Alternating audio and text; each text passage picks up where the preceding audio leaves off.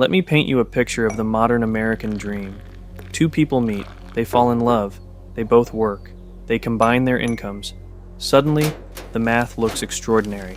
2 salaries, 1 Netflix account, 1 set of utility bills, 1 mortgage.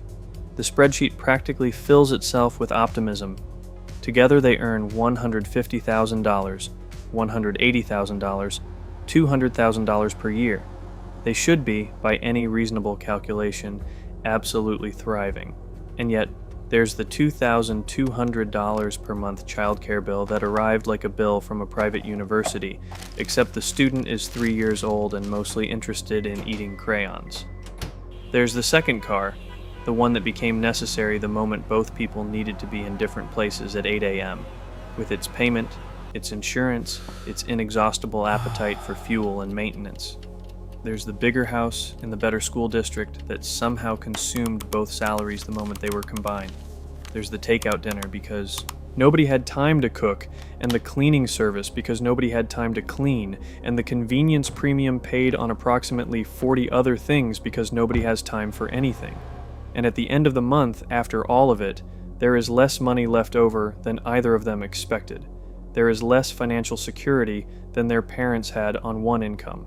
There is more stress, more fixed obligations, more vulnerability to any disruption, a job loss, a medical emergency, an economic slowdown than the combined income number would ever suggest. This is not an accident. It is the mathematically predictable outcome of a specific economic phenomenon that Harvard law professor and later Senator Elizabeth Warren identified and named 2 decades ago, the two-income trap. The mechanism by which adding a second income to a household simultaneously increases expenses, increases financial exposure, and, most counterintuitively, can actually reduce the household's net financial position compared to a thoughtfully managed single-income arrangement. Today's two-income family earns 75% more money than its single-income counterpart of a generation ago, but has 25% less discretionary income to cover living costs. Medium read that again. 75% more income, 25% less discretionary income. The extra money didn't make them richer, it made them more expensive. This video is about understanding exactly how that happens, the specific mechanical dollar-by-dollar explanation of where the second income goes and why so little of it actually improves the household's financial position. It's about the hidden tax on dual-income households that nobody puts on the brochure. And most importantly, because this video is not designed to leave you depressed and confused, it's about what the alternative actually looks like, and the extraordinary financial and personal opportunities that open up when a household makes the deliberate, strategic decision to operate differently from the default. This is not a video about whether women should work. That is a values question that is entirely yours to answer. This is a video about math, about the specific financial mechanics of dual-income households, presented honestly, so that you can make the most informed decision possible about your own situation. The math might surprise you. It definitely surprised the people who ran it. Let's start with the number that explains everything. Chapter 1. The $150,000 household that feels like $80,000. The hidden math. Nobody does. Here's the exercise that changes everything for most dual-income couples who actually do it, calculating what the second income actually nets after accounting for every expense that exists specifically because that income is earned, not the gross income, not the take-home pay after taxes. The actual, honest, all-costs-included net contribution of the second income to the household's financial position. This exercise is uncomfortable because the result is almost always dramatically lower than expected. And frequently, for households in certain income ranges with certain expense profiles, it is genuinely shocking. Let's run it with real numbers. Household, 2 working parents, 2 children aged 1 and 4. Combined gross income, $155,000 to $90,000 for partner A, $65,000 for partner B. Looks comfortable. Looks like a household that should be financially stable and building meaningful wealth. Now let's calculate what partner B's $65,000 salary actually contributes to the household after subtracting the costs that exist specifically because partner B works, federal and state income taxes on the second income. This is the first and largest hidden cost of the second income, and it is the one that most couples completely misunderstand. In a dual-income household, The second income is taxed at the marginal rate of the combined income, not at the rate it would face if earned alone. Partner B's $65,000 is not taxed as if it were a standalone $65,000 salary. It is taxed as the top $65,000 of a $155,000 combined income. The difference is significant. At $155,000 combined, the marginal federal rate on Partner B's income is 22 to 24%, plus state income tax averaging 4 to 5% in most states, plus FICA taxes of 7.65%. Total effective tax rate on Partner B's income, approximately 35 to 37%. Tax cost, approximately $23,000 to $24,000. Take home after taxes, approximately $41,000 to $42,000. Already we've lost a third of the gross income before Partner B has spent a single dollar on anything work-related. Childcare. Infant center-based care averages $19,040 annually in $2,024. For married couples, childcare expenses account for approximately 13% of income. Miles Webb. With 2 children under school age, childcare costs range from $25,000 to $40,000 per year in most metropolitan areas. For our calculation, let's use the national average for 2 children, approximately $28,000 per year. After taxes and childcare, $41,000 minus $28,000 equals $13,000. $13,000 from a $65,000 salary after the 2 largest costs of dual income employment, the household has $13,000 in incremental financial benefit before we've addressed any of the other costs. Second vehicle. Dual income families face the need for a second vehicle, averaging $8,100 annually in maintenance and operation, Miles Webb car payment, insurance, fuel, maintenance, registration. $8,100 is actually a conservative estimate for most households. Let's use it. After taxes, childcare, and second vehicle, $13,000 minus $8,100 equals $4,900. Work-related expenses, professional clothing, dry cleaning, work lunches, professional development, licensing fees, conservatively $2,000 to $3,000 per year for a professional role. After taxes, childcare, second vehicle, and work expenses, $4,900 minus $2,500 equals $2,400. Convenience spending premium. This is the cost that is most diffuse, most difficult to quantify precisely, and most consistently underestimated by dual income households. When 2 people are working full-time, the time available for the activities that save money, meal planning and cooking, comparison shopping, maintenance and DIY repairs, errand consolidation, is dramatically reduced. The result is a systematic premium paid on everything from food to household services to childcare substitutes. Food delivery and restaurant meals increase significantly when both partners are working and exhausted. A cleaning service becomes not a luxury, but a necessity. Grocery delivery, same-day shipping premiums, paid parking rather than free distance spots, all of these represent money spent on the purchase of time that the second job has consumed. Conservative estimate, $4,000 to $6,000 per year in additional convenience spending attributable to the second income. After all costs, $2,400 minus $5,000 equals negative $2,600. When, example, at $65,000 gross, the second income of $45,000 or less may only net $4,000 to $10,000 after all work-related expenses are deducted. Miles Webb. In our example, at $65,000 gross, the second income nets approximately zero, and in many metropolitan areas with higher childcare costs, it nets negative. The $65,000 salary that looked like financial security is, after the full accounting, contributing approximately nothing to the household's net financial position.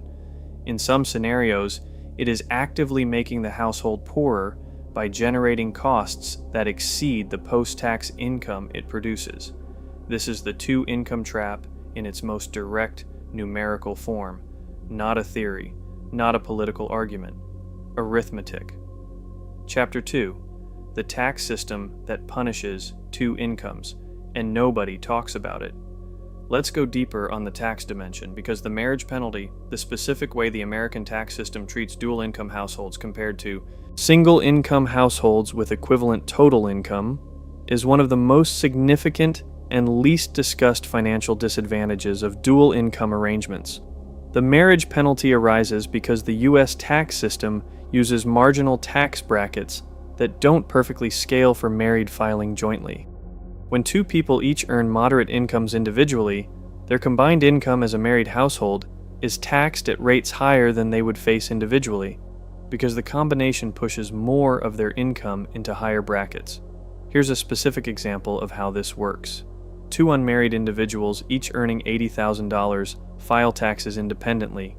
Each pays taxes on $80,000 as a single filer. Federal income tax for each, approximately $13,600. Combined federal tax burden, $27,200. The same two people, married and filing jointly on $160,000 combined, face a different calculation. The married filing jointly brackets don't simply double the single brackets at every income level. At $160,000 combined, a meaningful portion of the income falls in the 22% and 24% brackets that it would avoid if the two incomes were evaluated separately. Total federal tax as married filing jointly, approximately $28,600 to $29,000. The marriage penalty at this income level, approximately $1,400 to $1,800 per year. The penalty grows larger as the income combination becomes more unequal. When one partner earns significantly more than the other, the second income is layered on top of the first for tax purposes, subject to the marginal rate of the combined income rather than the marginal rate it would face on a standalone basis. This is the scenario from Chapter 1. Partner B's $65,000 is taxed as if it were earned by someone already making $90,000. The first dollar of Partner B's income faces the same marginal rate as the last dollar of Partner A's income. The tax system treats it as one pool, taxed progressively from the combined base. There's also the Social Security penalization of dual income couples that almost nobody ever discusses. The Social Security system dramatically favors a single earner family versus a dual income family with the same income. NASDAQ. Here's how this works. A non-working spouse is entitled to a Social Security benefit equal to 50% of the working spouse's benefit, at no additional Social Security tax cost. The household that earned $100,000 with one worker receives, at retirement, the primary worker's benefit plus 50% of that benefit for the non-working spouse.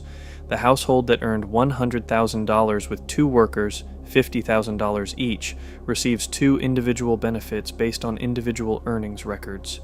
The two-worker household paid Social Security taxes on both incomes throughout their careers. The one-worker household paid Social Security taxes only on the one income.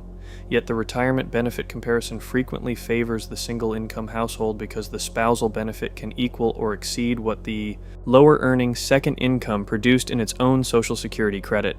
This is not a fringe edge case. For couples where one partner earns significantly more than the other, the lifetime Social Security calculus can favor the single-income arrangement despite the two-income household having paid significantly more in Social Security taxes over their careers. Chapter 3. The Housing Inflation Machine, How Two Incomes Drove Everyone's Costs. Up here's the most counterintuitive dimension of the two-income trap, the one that operates not at the household level but at the market level, and that affects every household whether they have two incomes or one. The relationship between the widespread adoption of dual-income households and the explosion of housing costs over the past 5 decades. When the majority of households in a housing market have two incomes, the maximum mortgage they can qualify for, and therefore the maximum they can bid on a home, is based on two salaries.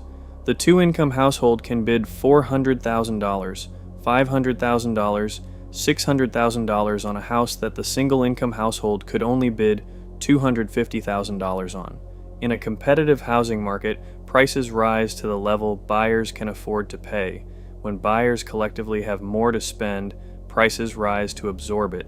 Between 1967 and 2025, housing costs increased by more than 1,000%, experiencing an average inflation rate of 4.26% annually, significantly outpacing general inflation of 3.98%.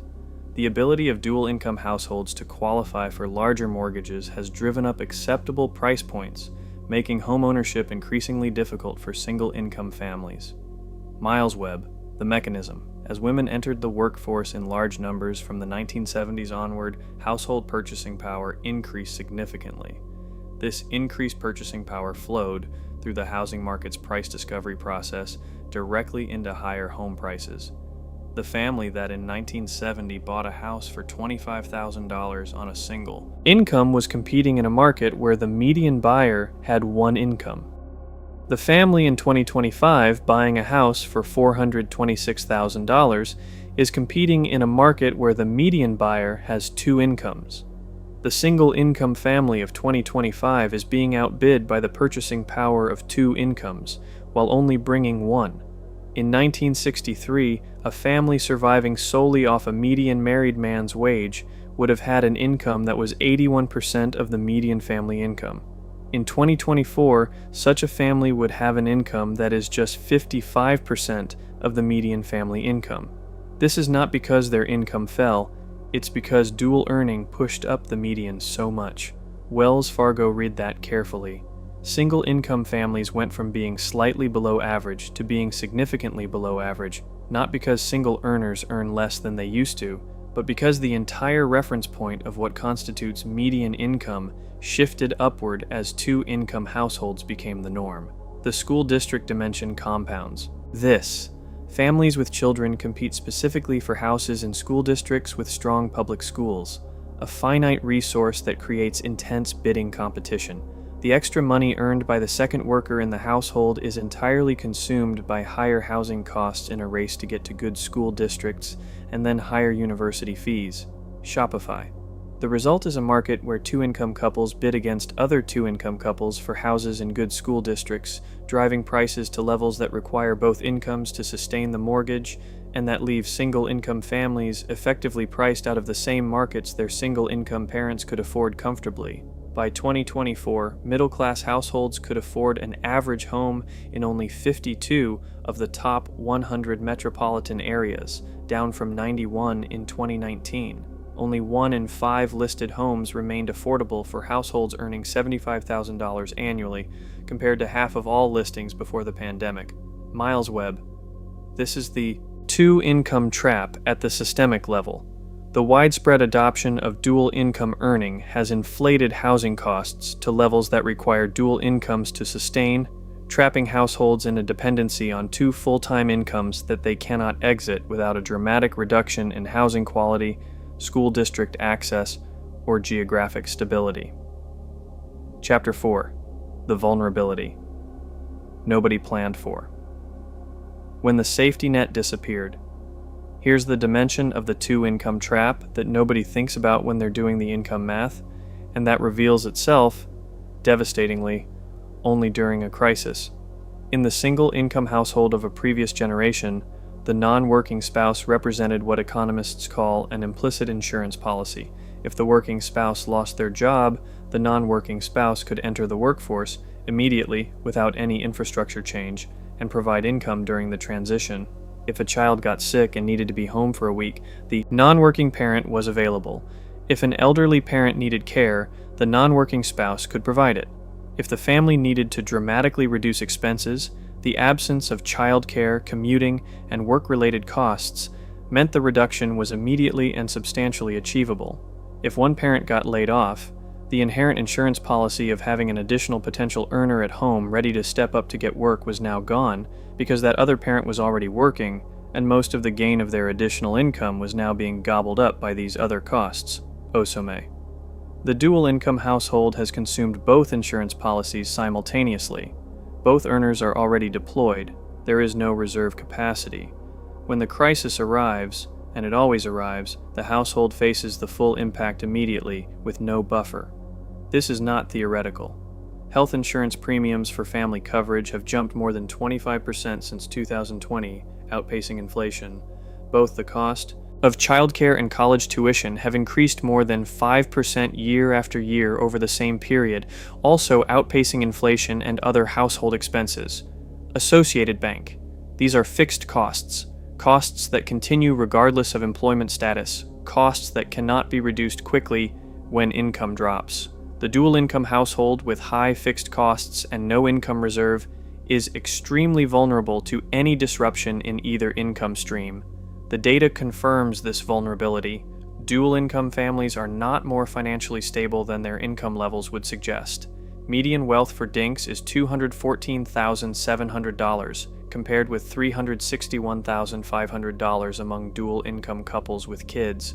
Sentier bank higher income, dramatically lower wealth, the exact pattern the two-income trap predicts. The income is flowing through the household rather than accumulating in it. Fixed costs consume the income.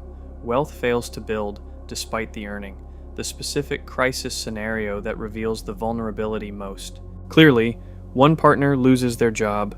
In the single-income household, this is a crisis that can be managed. The non-working partner can immediately enter the workforce. Childcare costs disappear because someone is now home. The family can reduce fixed costs rapidly. In the dual-income household, the job loss crisis unfolds differently. The remaining income, which was calibrated to cover only half the mortgage on the assumption of two full incomes, is immediately insufficient for the housing cost. Childcare cannot be eliminated because the remaining employed partner still needs to work. The second car payment must continue because the remaining partner needs transportation to work.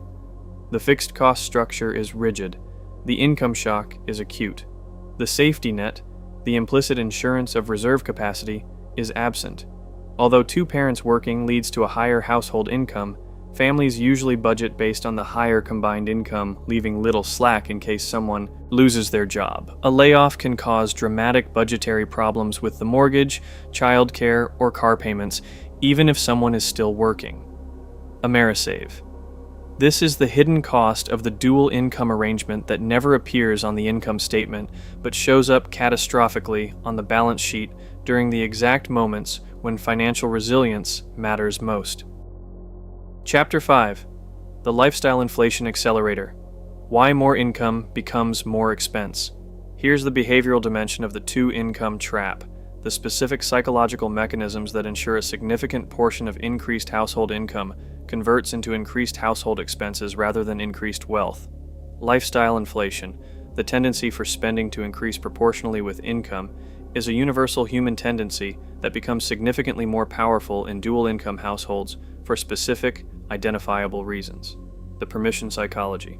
When household income increases by $40,000 or $60,000 due to a second earner, both partners experience a psychological sense of financial permission that recalibrates every spending decision.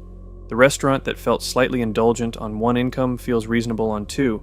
The car upgrade that seemed unnecessary feels justified. The house upgrade that appeared aspirational becomes a realistic plan. Each individual spending decision is reasonable relative to the new income level. The aggregate effect is a systematic upward drift in the household's cost structure that consumes the income increase before it can be saved or invested. The time scarcity premium. Two people working full-time have approximately half the discretionary time of a household with one full-time worker. That time reduction is not absorbed passively. It is purchased back at a premium through a series of spending decisions that individually seem small and collectively represent a significant income leakage. The cleaning service, the meal kit subscription, the grocery delivery, the lawn service, the convenience food, the restaurant meals on Tuesday nights because nobody has the energy to cook, the school holiday camp because both parents need to work, the after-school program, the Saturday activity, the organized enrichment that substitutes for parental time. Each of these purchases is rational given the time scarcity that dual employment creates. None of them would be necessary in a household where one partner had time to perform the function. Together, they represent a systematic conversion of time into money, spending income to purchase time that the second job consumed. The household earns more and spends proportionally more on the infrastructure required to earn it. The net gain is narrower than the gross income number suggests, the fixed cost ratchet. Perhaps the most financially consequential behavioral dynamic of dual income households is the fixed cost ratchet, the tendency for lifestyle upgrades made possible by two incomes to become fixed obligations that persist regardless of changes in income. The bigger house, the more expensive school district, the higher mortgage payment. These are not discretionary expenses that can be quickly reduced. They are contractual obligations with multi-year terms. The second car, the childcare arrangement, the private school tuition, similarly sticky, similarly resistant to rapid reduction. When a dual-income household commits to a cost structure calibrated to two incomes, it creates a dependency on both incomes that functions as financial fragility. The cost structure doesn't flex when income fluctuates. The obligations don't reduce when the mortgage rate resets or the job market deteriorates. The household has traded financial resilience, the ability to adapt rapidly to changing circumstances, for a higher standard of living at a specific, fixed income level. The rise in two-income families did not come with more household savings. The extra money went into housing, renting, or buying. Shopify. The mechanism is the fixed cost ratchet. Income rises, housing commitment rises to absorb it. The income increase converts into a fixed obligation rather than an investable surplus. Chapter 6. The Childcare Equation. The bill that changes everything. Let's spend a full chapter on childcare because no expense in the dual-income household budget more dramatically reshapes the financial picture, and no expense is more consistently underestimated in the pre-parenthood financial planning of couples who are working and planning to keep working. Childcare in 2026 is, for most American families with young children, the second or third largest household expense, frequently exceeding the mortgage or rent payment for families in urban and suburban markets. The numbers are genuinely staggering when assembled honestly. Infant center-based care averages $19,040 annually in 2024 dollars. Miles Webb. For a toddler, average annual childcare cost $14,000 to $17,000. For two children under school age, the scenario most relevant to dual-income households that have children, total annual childcare cost ranges from $28,000 to $40,000 in most metropolitan areas, with coastal markets significantly higher. Manhattan infant care, $36,000 to $50,000 per year. San Francisco, $33,000 to $42,000. Washington, D.C., $28,000 to $38,000. Chicago, $22,000 to $30,000. Even in lower-cost markets like the Midwest South, two-child childcare commonly runs $18,000 to $25,000 per year. At $28,000 to $40,000 per year in childcare costs, paid with after-tax dollars, the effective gross income required to cover childcare alone, at a 30% combined tax rate, is $40,000 to $57,000. A partner earning $50,000 gross after taxes and after childcare has contributed zero net financial improvement to the household. A partner earning $40,000 has made the household financially worse off than if they had stayed home. The childcare cliff, the income level below which the second partner's employment actively costs the household money, is higher than most couples realize, and it sits above the median income for a significant portion of the American workforce. The phase-out of childcare costs as children age provides eventual relief. Kindergarten eliminates the full-day care cost for the older child, school age eliminates it for both. But the 5 to 7 year window during which both children are in full-time paid care is financially devastating for households with lower and moderate second incomes. It is precisely the window during which many couples discover, years too late, that the second income has been net negative. The Dependent Care FSA, the federal program that allows up to $5,000 in pre-tax dollars to be applied to child care costs, partially mitigates this burden at a maximum tax benefit of $1,500 to $2,000 per year. This is meaningful but modest relative to $28,000 to $40,000 in annual child care costs. The Child and Dependent Care Tax Credit provides additional relief of $600 to $1,050 at most income levels. Again, helpful but not transformative relative to the magnitude of the cost. The full, honest calculation of childcare's impact on the second income. In the early years of parenthood, the child care bill consumes the majority or entirety of the second income's post-tax contribution for most households earning below $80,000 to $90,000 on the second income alone. The couple who believes they're ahead financially because they have two incomes may discover, upon running the actual numbers, that they've been treading water and are sinking, while building the impression of financial progress from the sheer volume of gross income flowing through the household. Chapter 7. The commuting cost that nobody calculates correctly. Let's talk about the commute, not in the vague, it takes time and costs gas sense that everyone acknowledges and nobody actually quantifies, but in the specific, honest, total cost sense that reveals commuting as one of the most expensive line items in the dual-income household budget, hiding in plain sight behind the assumption that it's simply a cost of working. The average American commute is 27.6 minutes one way, 55 minutes round trip, 230 hours per year for a standard 50-week working year. That is 9.6 full 24-hour days spent in transit annually, or approximately 6.5% of all waking hours during the working week devoted entirely to getting to and from the place where income is earned.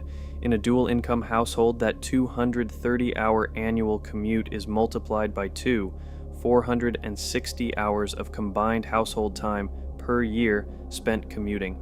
That is the equivalent of 11.5 full work weeks, nearly 3 months of full-time work, consumed by transit that produces nothing except arrival. But the time cost is only the beginning. The financial cost of commuting, when fully accounted, is significantly larger than most workers calculate. The IRS standard mileage rate for 2025 is 70 cents per mile, a figure that attempts to capture the true all-in cost of vehicle operation, including depreciation, fuel, insurance, maintenance, and financing. The average one-way commute distance in the United States is 16 miles. At 70 cents per mile, round trip $22.40 per day. At 250 working days per year, $5,600 per year per commuter. For a dual-income household with 2 commuters, $11,200 per year in combined commuting costs. Add parking costs in urban markets, $150 to $400 per month per commuter in major cities, and the commuting cost for a dual-income urban household can reach $15,000 to $20,000 per year, paid with after-tax dollars, generating no wealth, no investment return, no asset. Pure cost of employment.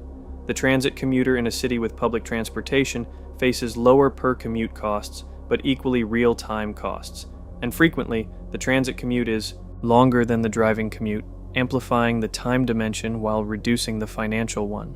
There's also the health cost of commuting that translates into financial cost over time.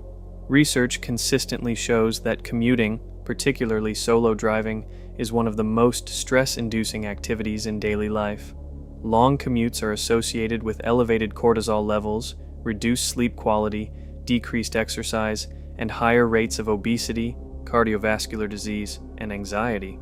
The health costs of sustained long-term commuting generate downstream medical expenses, reduced productivity, and quality of life reductions that don't appear on any income statement but are real and significant.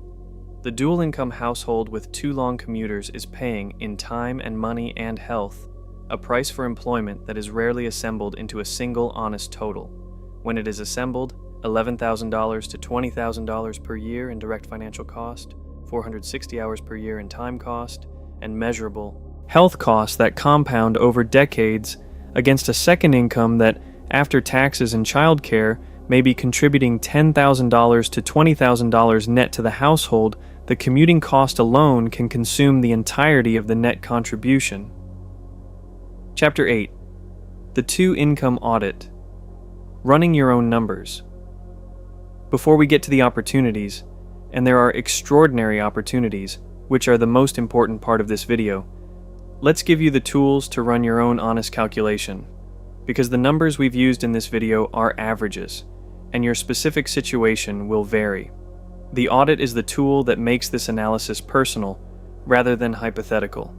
The 2-Income Audit is a single-page calculation that takes approximately 30 minutes to complete, and produces a number that most couples find genuinely revelatory. The actual net contribution of the second income to the household's financial position after every cost that exists because of that income is subtracted. Here is the audit structure. Step 1. Establish the gross second income. Write down the annual gross salary or income of the lower earning partner. This is your starting number. Step 2. Calculate the marginal tax cost.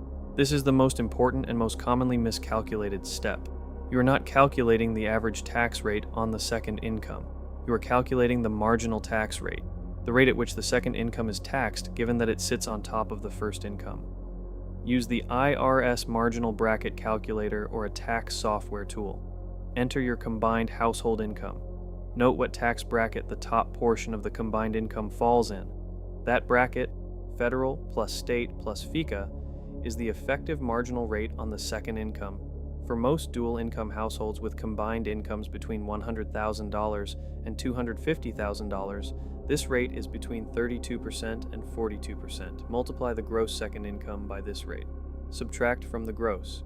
This is your post-tax starting point. Step 3. Subtract childcare costs.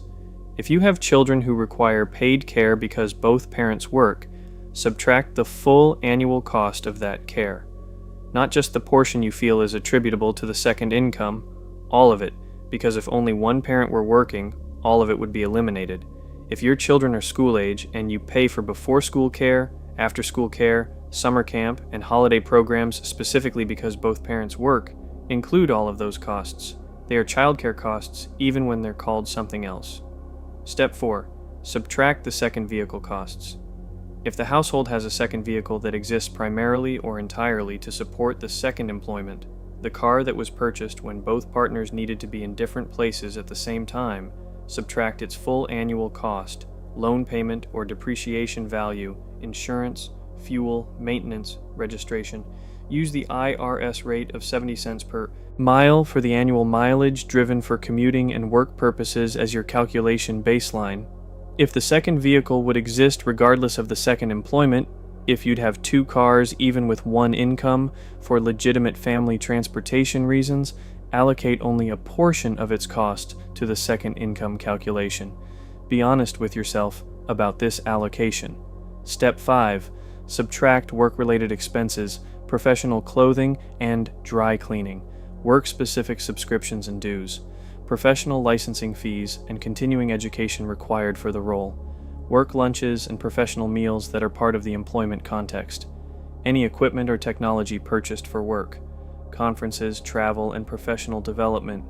These costs are often invisible in household budgeting because they're distributed across multiple budget categories. Assembling them into a single total is revealing. For most professional roles, $2,000 to $5,000 per year in direct, work-related expenses that would disappear if the employment ended. Step 6. Subtract the convenience spending premium. This is the hardest category to quantify precisely because it requires honest retrospection about spending patterns. The question is, what do you spend money on specifically because two people are working and neither has time to do the thing themselves? Cleaning service, lawn service, meal delivery, restaurant meals above what you'd eat if one partner were home, grocery delivery premium, convenience foods and meal kits, paid assistance with childcare, adjacent tasks, after-school activities that substitute for parental time. Estimate this honestly. For most dual-income households with children, it runs $3,000 to $8,000 per year. Step 7. The results subtract all of the above from the gross second income. The number you have is the actual net contribution of the second income to your household's financial position. For many households, particularly those with young children, this number is between $0 and $15,000. For some, it is negative. For households with higher second incomes, $80,000 or above, the number is meaningful but still significantly lower than the gross income suggests. The purpose of the audit is not to conclude that the second income should be eliminated. It is to see clearly what the second income is actually worth, so that the decision about whether to maintain, modify, or restructure the employment arrangement is made on accurate financial information, rather than the gross income figure that most couples treat as the relevant number. Chapter 9. The Strategic Single Income Household. What it actually looks like. Here's where the video pivots from problem description to opportunity identification, because the two-income trap is not a verdict on all dual-income households. It is a specific, avoidable problem with a specific, achievable solution for households that choose to pursue it. The strategic single-income household is not the 1950s arrangement where one partner disappears from economic life entirely. It is a deliberate, modern, financially sophisticated arrangement where one partner's time is redeployed from employment income to a combination of household economic optimization, investment activity, business building, and strategic opportunity pursuit, activities that frequently generate more net value than the employment income they replace. The distinction between the traditional single-income household and the strategic single-income household is this. In the traditional version, the non-working partner's economic contribution was primarily domestic: childcare, cooking, cleaning, household management. In the strategic version, the non-working partner's economic contribution extends far beyond domestic management to include active value creation, building businesses, managing investments, developing income-generating skills, optimizing household finances, and pursuing the high-leverage activities that employment schedules make impossible. Let's be specific about what this looks like in practice. A household with one partner earning $90,000 in employment income has, after taxes, approximately $68,000 in take-home pay, somewhat less than the $155,000 dual-income household's net, but significantly more than the $155,000 household's actual discretionary income after all the costs we've cataloged. More importantly, the strategic single-income household has something the dual-income household categorically cannot have: a full-time, highly skilled person whose time and attention are available for activities that generate compound returns rather than linear employment income. And what that person does with their time determines whether the single income arrangement is a financial sacrifice or a financial advantage. Chapter 10: The Business Building Opportunity, the biggest advantage nobody uses. Here's the opportunity that the two-income trap conversation almost never reaches because most discussions of single-income households frame the non-working partner's situation as passive, as someone who is not working, rather than as someone whose working hours are liberated for something more valuable than a second employment. The freed partner in a strategic single-income household has approximately 40 to 50 hours per week of time that the employed partner does not have. 40 hours per week is a full-time business. It is the amount of time that every successful entrepreneur wishes they had more of in the early stages of building something. It is the resource that most aspiring business owners identify as their primary constraint: not capital, not skills, not connections, but time. The average small business owner spends 52 hours per week working on their business during the startup phase. The person trying to build a business while employed full-time has approximately 10 to 15 hours per week available for the business, after work, on weekends, in the margins of a schedule already consumed by employment. The strategic single-income partner has 40 to 50 hours per week. That is a 3 to 5 times advantage in business building capacity over the employed entrepreneur. This time advantage compounds directly into income.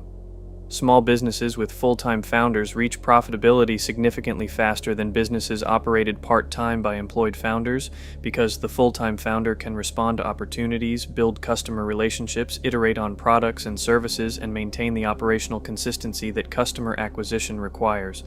The part-time founder is perpetually limited by the constraint of limited hours, which manifests as slower growth, more mistakes from inattention, and missed opportunities that require response speed the employed person doesn't have.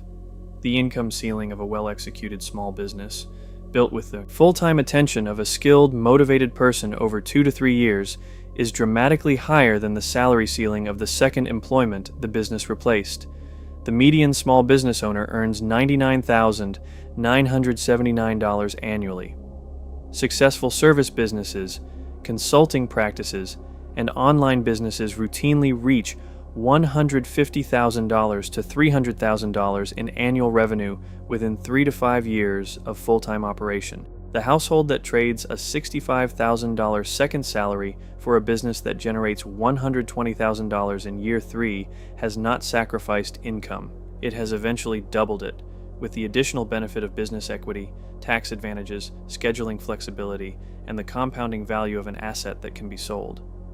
The specific business categories most suited to the strategic single-income partner's situation: high-skill leverage, home-based or flexible location, scalable beyond personal hours, include consulting and coaching in the partner's professional domain, service businesses that can be built with minimal capital investment, digital product businesses that generate passive income from expertise, real estate investment and management, and agency models that scale by adding contractors rather than requiring the owner's direct labor for every dollar of revenue.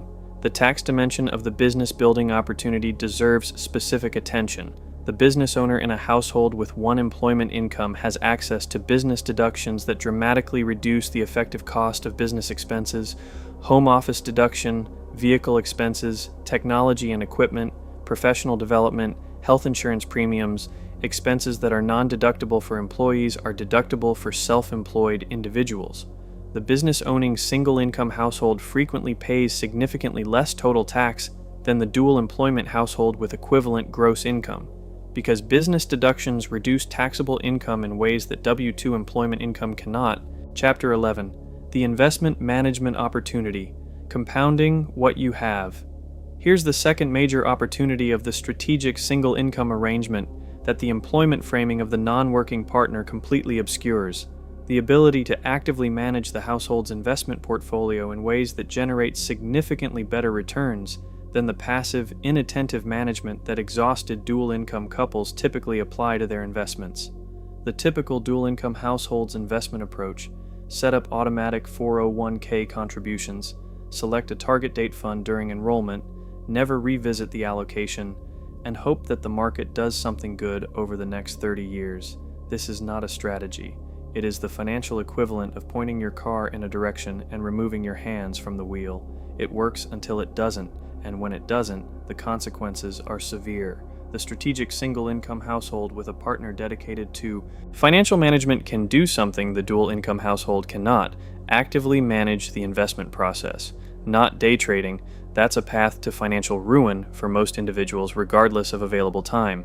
Active management in the sense of researching investment options carefully, optimizing account structures for tax efficiency, rebalancing portfolios based on market conditions, identifying real estate opportunities, managing rental properties, and executing the financial optimization activities that generate meaningfully higher long-term returns than passive neglect. The difference between a carefully managed investment portfolio and a passively neglected one over 20 years is significant. A $500,000 portfolio returning 7% annually with annual rebalancing and tax loss harvesting grows to approximately $1.93 million over 20 years.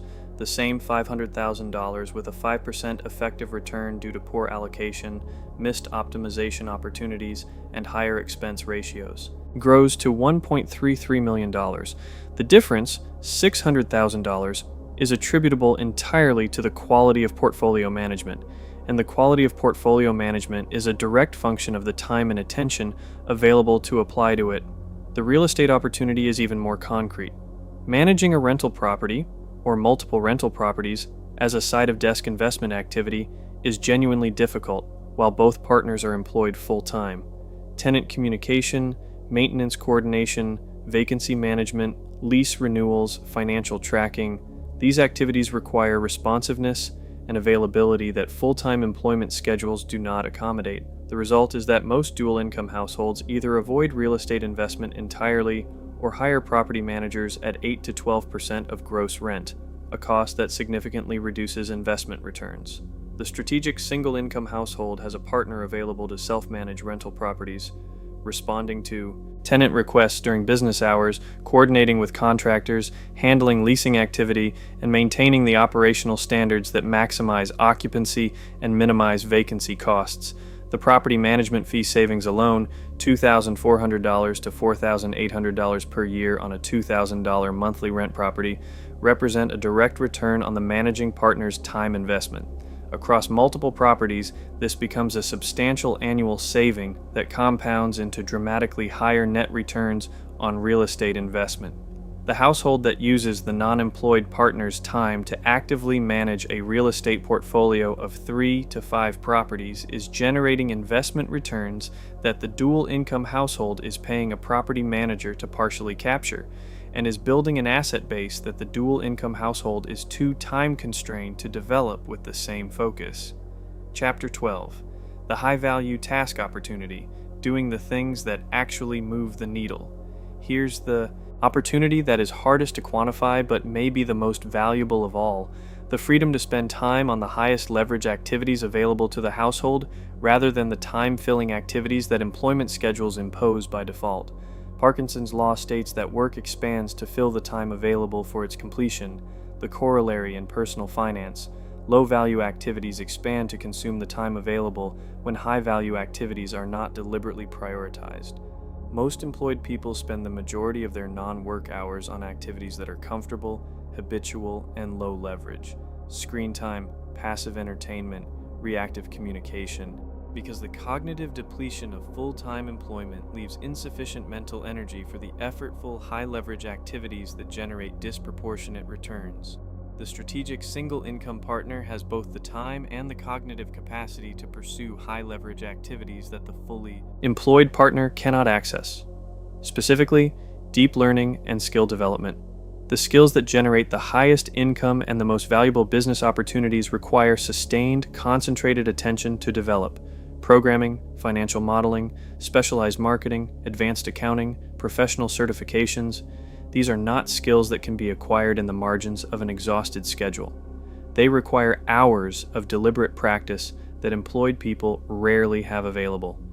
The partner with 40 hours per week of unscheduled time can develop genuinely valuable skills in a year that would take 5 years for the part-time learner.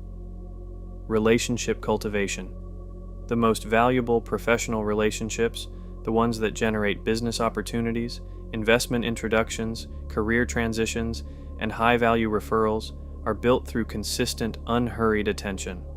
Lunch meetings, networking events, community involvement, professional organization. Participation, activities that employed people perpetually don't have time for, are fully accessible to the partner with schedule flexibility. The relationship network built by someone with time to invest in it is qualitatively different from the network maintained by someone with 15 minutes between meetings. Health optimization.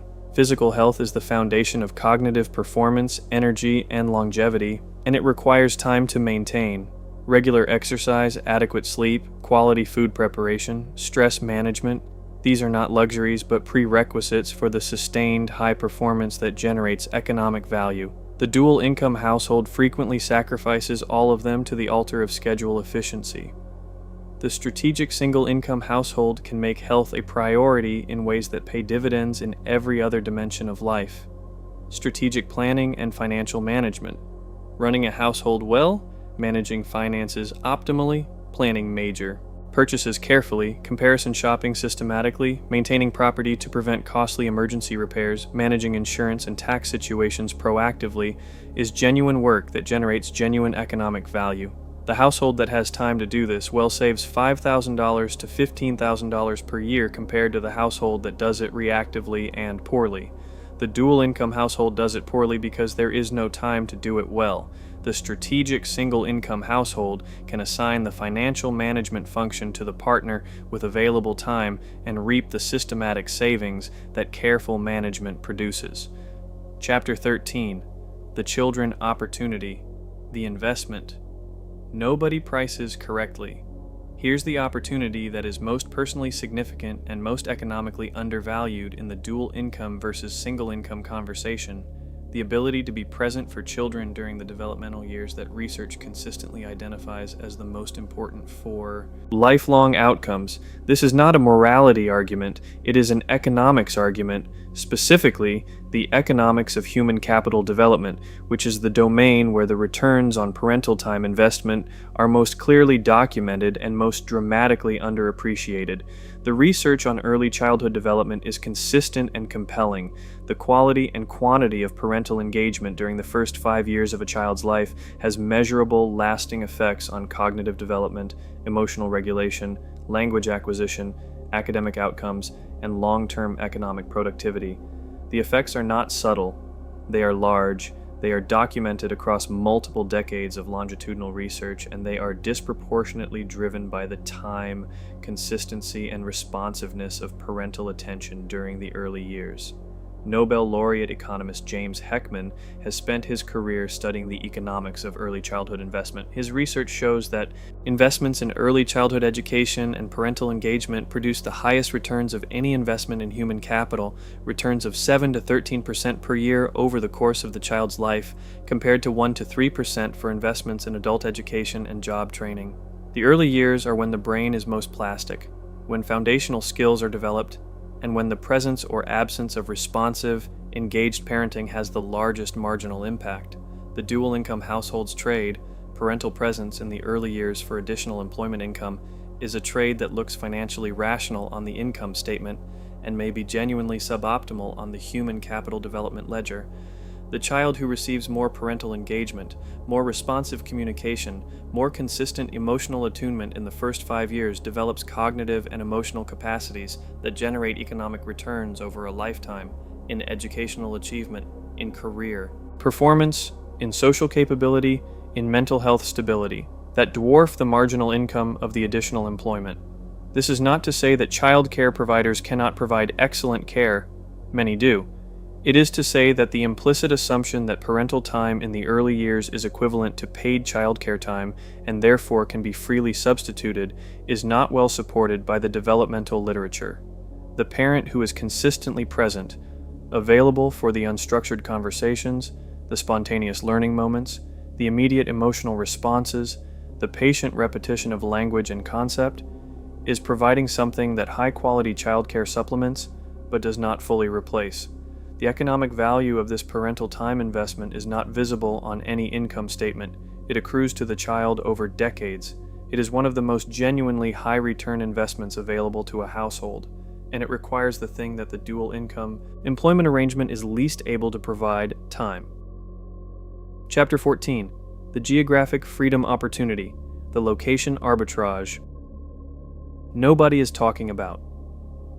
Here's a specific, practical, financially quantifiable opportunity that the strategic single-income household has access to and that the dual-income household cannot easily pursue: geographic freedom and the income arbitrage it enables. The dual-income household is, in most cases, geographically constrained by the intersection of two employment locations. Both partners need to commute to work, or at least be within reasonable distance of their respective workplaces.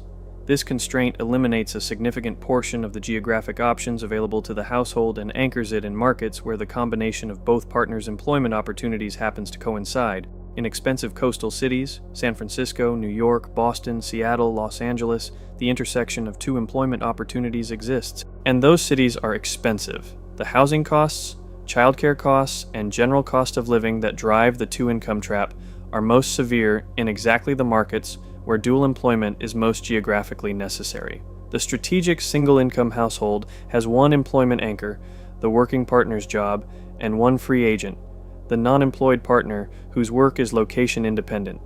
This configuration enables a specific and enormously valuable flexibility: the ability to live anywhere within commuting distance of the employed partner's workplace, or, if the employed partner works remotely, anywhere in the country.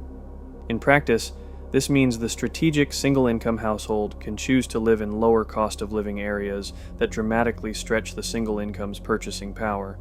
A $90,000 income in Columbus, Ohio supports a fundamentally different standard of living than $90,000 in San Francisco. In Columbus, the median home price is approximately $230,000.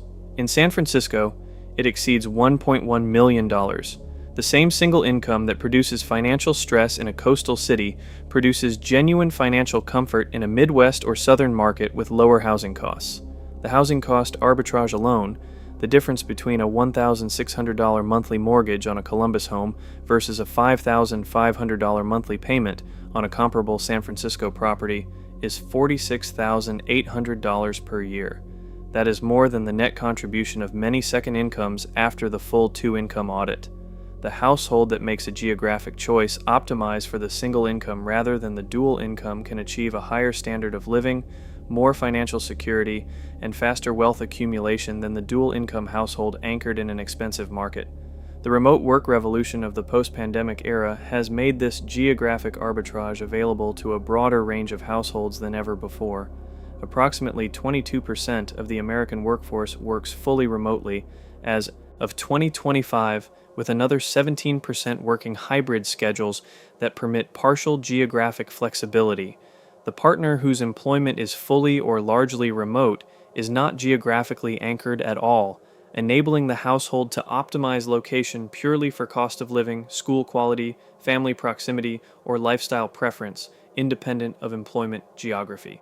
Chapter 15. The Retirement Paradox: Working More to Retire with Less. Here's the retirement math that most dual-income households never assemble into a single honest picture, and that, when assembled, reveals one of the most counterintuitive outcomes of the two-income trap: the possibility that working two incomes for 30 years produces a worse retirement outcome than working one income strategically for the same period. This sounds impossible. Two incomes means more money, means more retirement savings, means better retirement. The logic seems airtight, and yet the specific mechanisms of the two-income trap and the higher taxes, the higher fixed costs, the lifestyle inflation, the lower discretionary income can produce exactly the opposite outcome when the numbers are run honestly. Let's run them. Scenario A, the dual-income household. Combined gross income, $155,000. Combined 401k contributions at 6% each, $9,300 per year. The minimum required to capture employer matches, which is where most dual-income households park their retirement contributions because the high fixed cost structure leaves insufficient discretionary income for more. After taxes of approximately $38,000, childcare of $28,000 during the first 8 years of children's lives, second vehicle costs of $8,100, work expenses of $4,000, and convenience spending premium of $5,000, the household's monthly discretionary income is approximately $6,000. Against a mortgage calibrated to dual income, $2,800 per month on the home they bought in the good school district, the remaining discretionary income is approximately $3,200 per month, from which retirement contributions, emergency fund, and all other savings must come. The 401k contributions of $9,300 per year, $775 per month, represent a 6% combined savings rate on gross income. Over 30 years at 7% average annual return, this produces approximately $886,000 in combined retirement savings. Sounds reasonable, but wait. The household also spent the first 8 years of this 30-year period paying $28,000 per year in childcare, $224,000 over 8 years that was not invested. If those same dollars had been invested at 7% annual return from the beginning of the 30-year period, they would be worth approximately $2.1 million at year 30. The childcare cost alone, the money that flowed to the childcare provider rather than the investment account, represents $2.1 million in foregone retirement wealth over 30 years. The convenience spending premium of $5,000 per year over 30 years, not invested, $472,000 in foregone retirement wealth. The second vehicle cost of $8,100 per year over 30 years, not invested, $765,000 in foregone retirement wealth. Total retirement savings actually accumulated $886,000. Total retirement wealth foregone through the costs of dual employment, $3.3 million. Net retirement position compared to what was possible on the same combined gross income managed differently, dramatically inferior. Scenario B, the strategic single-income household, one partner earns $90,000. The other partner is building a business that generates $0 in year 1, $30,000 in year 2, $65,000 in year 3, and $100,000 in year 4. A trajectory that is realistic for a skilled professional building a consulting or service business with full-time focus. During years 1 through 3, total household income is $90,000 to $155,000, similar to or lower than Scenario A, but the cost structure is radically different. No childcare, $0. One vehicle instead of two saves $8,100 per year. No second income work expenses, saves $4,000 per year. Lower convenience spending because one partner has time to cook, clean, and manage the household, saves $5,000 per year. Total annual savings from eliminated costs, $17,100 to $45,100, depending on whether childcare is included. These savings are investable. At $17,100 per year invested at 7% over 30 years, $1.6 million in additional retirement wealth compared to Scenario A. At the full $45,100 per year including childcare savings, $4.26 million in additional retirement wealth. From year 4 onward, the business income of $100,000 plus the employment income of $90,000 produces a combined household income of $190,000, higher than the Scenario A dual employment income, with business tax advantages that reduce the effective tax rate below what the dual employment household pays, and without the fixed cost structure that consumed the dual employment income. The 30-year retirement outcome of Scenario B, retirement savings from maximized 401k and IRA contributions, $23,500 per year in 401k plus $14,000 per year in combined Roth IRAs from year 4 onward, business equity that can be sold at retirement, real estate investment managed actively by the non-employed partner during the early years, and the eliminated costs that were redirected to investment. Conservative estimate, $3.5 to $5 million in total retirement assets. Scenario A, $886,000 in retirement savings. Scenario B, $3.5 to $5 million. The strategic single-income household executing well retires with 4 to 5 times the wealth of the dual-income household on a comparable or lower initial income base. Not because they earned more in total, though the business eventually does produce more. Because they structured their household economics to accumulate wealth rather than to maximize the income flowing through the household while accumulating very little of it. This is the retirement paradox of the two-income trap. Working 2 jobs for 30 years can produce dramatically inferior retirement outcomes compared to working 1 job plus 1 business for the same period, because the 2-job approach optimizes for gross income while the 1 job plus business approach optimizes for wealth accumulation. Chapter 16. The mental health and relationship dividend.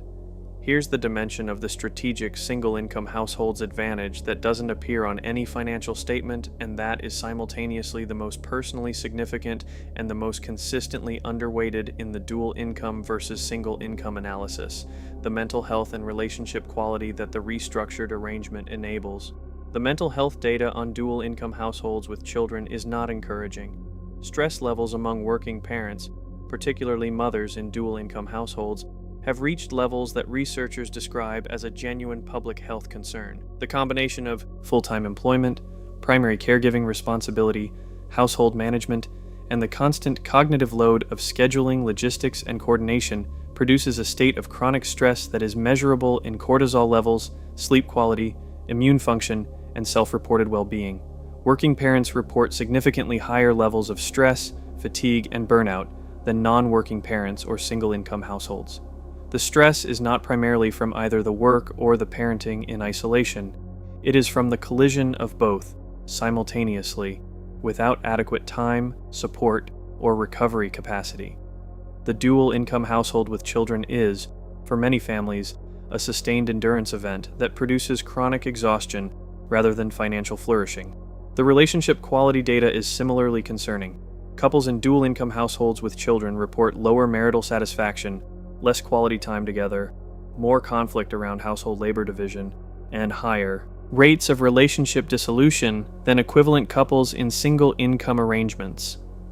The financial stress of a high fixed cost structure, where both incomes are necessary and the loss of either would be catastrophic, adds a layer of economic anxiety to the relationship that is corrosive over time.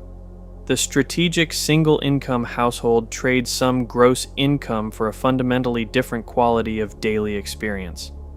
One partner is not perpetually depleted by the simultaneous demands of full employment and primary caregiving.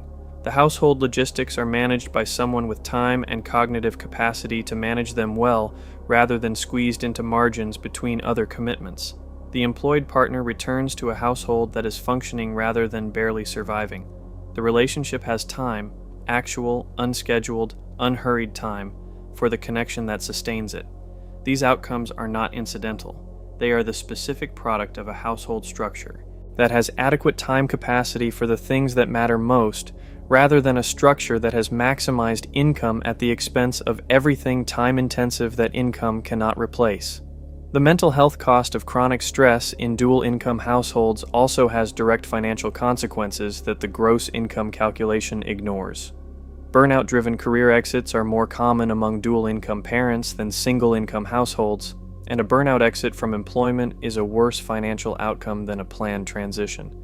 Healthcare costs associated with stress-related conditions, Cardiovascular issues, mental health treatment, sleep disorders are real and growing. Productivity losses from chronic exhaustion affect career advancement and income growth in ways that are difficult to measure but are economically significant. The mental health and relationship dividend of the strategic single-income arrangement is not a soft, unmeasurable benefit. It is the preservation of the human infrastructure, the health, the relationships, the cognitive capacity, the motivational energy, on which every economic outcome ultimately depends. Chapter 17, The Hybrid Model, for households that aren't ready to go all in. Let's spend a chapter on the model that most households will actually find most accessible. Not the full strategic single-income arrangement, but the hybrid approach that captures many of its benefits without requiring a dramatic immediate restructuring. The hybrid model acknowledges that most dual-income households cannot simply turn off the second income and replace it with a business overnight. There are mortgages committed to, lifestyles established, financial obligations in place. The transition requires a path, a sequence of changes that moves the household progressively toward better financial structure without creating a crisis in the transition. The hybrid approach has 3 phases. Phase 1, the audit and optimization phase, months 1 through 6. Before changing anything about employment or income, run the 2-income audit from Chapter 8 and get an honest picture of what the second income is actually contributing. Then identify every cost associated with the second employment and evaluate whether it can be reduced or eliminated without changing the employment itself. Can the childcare cost be reduced through a different provider, a nanny share arrangement, or a family-based care solution? Can the second vehicle cost be reduced by choosing a lower-cost vehicle, eliminating one vehicle and using rideshare for the marginal transportation needs, or transitioning one partner to remote or hybrid work that reduces commuting costs? Can convenience spending be reduced by batch cooking, meal planning, and household system improvements that restore some of the time-saving benefits of a single-income arrangement without eliminating the second income? These optimizations can frequently reduce the costs associated with the second employment by $8,000 to $15,000 per year without any change to the employment arrangement itself, improving the household's financial position immediately while the longer-term strategic transition is planned. Phase 2, the transition preparation phase, months 6 through 18. While maintaining both incomes, the lower earning partner uses the margins of the current schedule to begin building the alternative income source, the business, the investment portfolio, the skill set that will eventually replace or supplement the employment income from a position of financial strength. This phase is not comfortable. Building something new in the margins of a full schedule is difficult, but it is the bridge between the current arrangement and the strategic alternative, and the income from the emerging alternative, as it grows, provides the financial evidence and the psychological permission to make the transition when the moment is right.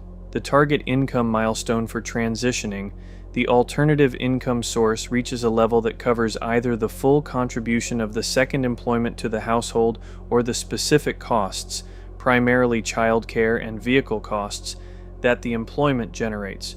When the alternative income covers the employment-associated costs, the employment is financially neutral or negative, and the case for transition is clear. Phase 3, the strategic transition. The actual transition from dual employment to single employment plus business or investment income, timed when the alternative income has demonstrated sufficient traction, when the household's financial buffers are adequate to absorb the income transition period, and when the childcare picture has shifted in the direction of school age, reducing the childcare burden. Many households find that the natural transition point coincides with the youngest child entering kindergarten, the moment when full-day childcare costs drop precipitously. At that point, the childcare cost that was consuming the majority of the second income disappears, and the question of whether to maintain the employment is no longer dominated by the childcare arithmetic. Many families who would have made the transition years earlier find that the kindergarten threshold is the natural inflection point, when the cost-benefit of the second employment shifts dramatically and the restructuring becomes financially clean. Chapter 18. The Decision Framework. How to think about your own situation. Let's give you a concrete decision framework for evaluating your own household situation. Because the two-income trap is a real phenomenon that affects many households, but not all households equally, the decision to restructure a dual income arrangement is not universally correct. It depends on specific variables that differ by household, and making it well requires analyzing those variables honestly. The framework has 5 questions. Work through them in order. Question 1. What does your two-income audit actually show? Run the audit from Chapter 8. What is the actual net contribution of the second income to your household's financial position after all employment-associated costs are subtracted? If the net contribution is above $30,000, the second income is producing meaningful value and the case for continuation is strong. If it is between $10,000 and $30,000, the case is moderate and depends heavily on the career trajectory and non-financial factors. If it is below $10,000 or negative, the second income is producing minimal or negative financial value, and the case for restructuring is compelling on purely financial grounds. Question 2. What is the trajectory of the second income? A second income that currently nets $15,000 but is on a trajectory to net $60,000 in 5 years due to career advancement is a fundamentally different situation from a second income that nets $15,000 and will net $15,000 in 5 years. The trajectory matters because the costs of dual employment, particularly childcare, are front-loaded in the early years of parenthood and decrease substantially as children age. A career that is building towards significantly higher income justifies maintaining the employment through the high-cost early years in a way that a plateau career does not. Question 3. What is the non-financial value of the second employment? Professional identity, intellectual engagement, peer connection, career-specific skills maintenance, personal fulfillment. These are real values that employment provides and that a purely financial analysis underweights. The person who finds deep meaning and satisfaction in their career has a legitimate non-financial reason to maintain employment that a purely economic analysis cannot capture. The person who finds the employment primarily stressful, unfulfilling, and identity-constraining is not, sacrificing a valued, non-financial benefit by restructuring. Be honest about this assessment. The social pressure to maintain employment regardless of its actual contribution to well-being is real and worth distinguishing from genuine personal valuation of the work itself. Question 4. What would the non-employed partner actually do with the time? The strategic single-income household's financial advantage depends entirely on the non-employed partner using their time productively, building a business, managing investments, developing high-value skills, optimizing household finances, investing in children's development. The advantage does not materialize automatically from employment cessation. It materializes from the deliberate, disciplined use of the liberated time for high-leverage activities. If the honest answer to this question is watch more television and feel isolated, the case for transition is weak. If the honest answer is build a consulting practice in my professional domain that can generate $80,000 within 3 years, the case is compelling. The transition's financial merit is conditional on the quality of what replaces the employment, not on the elimination of employment per se. Question 5. What are the household's financial buffers? The transition from dual income to single income plus business building requires financial runway, the savings buffer that allows the household to absorb the income reduction during the business building phase without financial crisis. A household with 6 months of expenses in liquid savings, no high-interest debt, and a mortgage calibrated to the single income can make the transition from a position of security. A household with minimal savings, significant consumer debt, and a mortgage that requires both incomes is not positioned to make the transition safely regardless of the long-term strategic logic. If the buffers are insufficient, Phase 1 and Phase 2 of the hybrid approach, optimization and transition preparation while maintaining both incomes, are the appropriate starting points. The transition follows the buffer building, it does not precede it. Chapter 19. The Reinvention Stories. What the strategic single-income household actually looks like. Let's make this concrete with 3 specific household profiles, not hypotheticals designed to prove a point, but composites of the patterns that actually characterize households that have made this transition successfully. Profile 1. The Consultant Builder. Marcus worked as a senior marketing director at a technology company earning $105,000. His wife Sarah worked as a project manager, earning $72,000, combined income $177,000, 2 children, aged 2 and 4, monthly childcare $3,100, second vehicle costs $750 per month. After running the 2-income audit, Sarah's $72,000 salary netted approximately $8,000 per year to the household after taxes, childcare, vehicle, and work expenses. $8,000, $667 per month, was the actual financial contribution of a full-time professional career. Sarah had 12 years of project management experience in technology, had managed programs worth over $50 million, and had a network of senior technology executives who knew her work. She left her employment when the younger child was 2, the point at which both children were in full-time care and the child care bill was at its peak, and began offering project management consulting services directly to the technology companies in her network. Year 1, consulting income, $45,000, lower than her salary, but after the eliminated employment costs, net positive by $37,000 compared to the employment. Year 2, $78,000, built primarily through referrals from the initial clients. Year 3, $112,000, with 2 anchor clients on monthly retainer and a third project-based relationship. At year 3, Sarah's consulting income exceeded her former salary by $40,000, was taxed at lower effective rates due to business deductions, required approximately 30 hours per week of working time rather than 55 hours of employment plus commuting, and was building toward a saleable asset rather than simply generating linear income.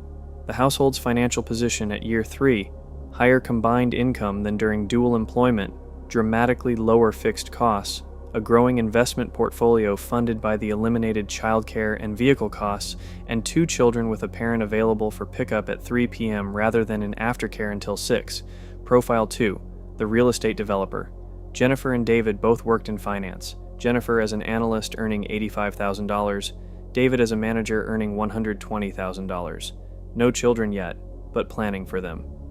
Their 2-income audit showed Jennifer's income netting approximately $52,000 after marginal taxes, meaningful, but they ran the projection forward to include childcare and recognized that the net would drop to approximately $12,000 when children arrived. Jennifer left employment before having children, an unusual timing that gave her 2 full years to establish her alternative income before the childcare cost arrived. She used those 2 years to build a real estate investment portfolio, starting with 1 duplex purchased with their savings, then adding a second property using the equity from the first, self-managing both properties with the time her schedule now allowed. By the time their first child arrived, Jennifer was managing 3 rental properties generating $2,800 per month in net cash flow after mortgages and expenses. The property management, which she handled herself, would have cost $840 per month if outsourced. Her total effective monthly contribution to the household, $3,640, from an investment portfolio rather than employment, growing in equity value rather than consumed in work hours, and available for scaling rather than capped by a salary ceiling. The real estate portfolio continued growing. By year 5, 6 properties generating $6,200 per month in net cash flow, property equity of approximately $380,000, and David's career advancing on the strength of a household infrastructure that supported his professional ambition rather than competing with it. Profile 3. The digital product creator. Amara had spent 8 years as a human resources professional. Her husband James earned $78,000 as an engineer. Amara earned $68,000. Their combined income felt comfortable until their second child was born, and childcare consumed $31,000 per year, more than Amara's post-tax contribution to the household. Amara had deep expertise in HR processes, compliance, and talent management. She had spent years thinking that this expertise was only valuable inside a corporation. What she discovered after leaving employment was that small businesses, which collectively represent the largest segment of the American economy, desperately needed HR expertise and had no budget for full-time HR staff. She built a suite of digital HR products, policy templates, employee handbook frameworks, hiring process guides, performance review systems, Onboarding checklists, the infrastructure that small businesses need but rarely have. She sold them on Etsy and through her own website, initially at $15 to $35 per product, then bundled into an HR toolkit for $197, then an updated HR compliance package annually for $97 per year, recurring revenue. Year 1, $18,000 in digital product revenue, primarily from the initial product launches. Year 2, $44,000, driven by the bundled toolkit and growing organic search traffic. Year 3, $71,000, with the annual compliance update generating recurring revenue from a growing customer base. Year 4, $94,000, with a small group coaching program added that converted her most engaged customers into higher-ticket recurring clients. The digital product business had one characteristic that employment and consulting businesses do not. It generated income at 2 a.m. when Amara was asleep, during family vacations, and during the weeks when one or both children were sick and needed a parent home. The income did not require her physical presence or continuous active labor for each dollar generated. It required a front-loaded investment in content creation, which she had the time to make, and then scaled on the foundation of that content indefinitely. Chapter 20. The Objections. Addressing what's stopping you. Let's spend a chapter on the objections, the specific, legitimate concerns that come up when dual-income households consider the strategic single-income arrangement, and the honest responses to each. Objection 1. We can't afford to lose the second income. This is the most common objection and the one most worth examining carefully, because it is frequently based on the gross income number rather than the net contribution number, the household, that believes it cannot afford to lose a $65,000 income has almost certainly not run the two-income audit. After running it, many households discover that the $65,000 income is contributing $8,000 to $15,000 net, and that the question is not whether they can afford to lose $65,000, but whether they can afford to maintain a cost structure that nets only $15,000 from $65,000 gross. The honest answer for most households in the high childcare years, running the audit first is the prerequisite for this objection to be evaluated honestly. If the audit shows a net contribution of $40,000 or more, the objection has genuine financial weight.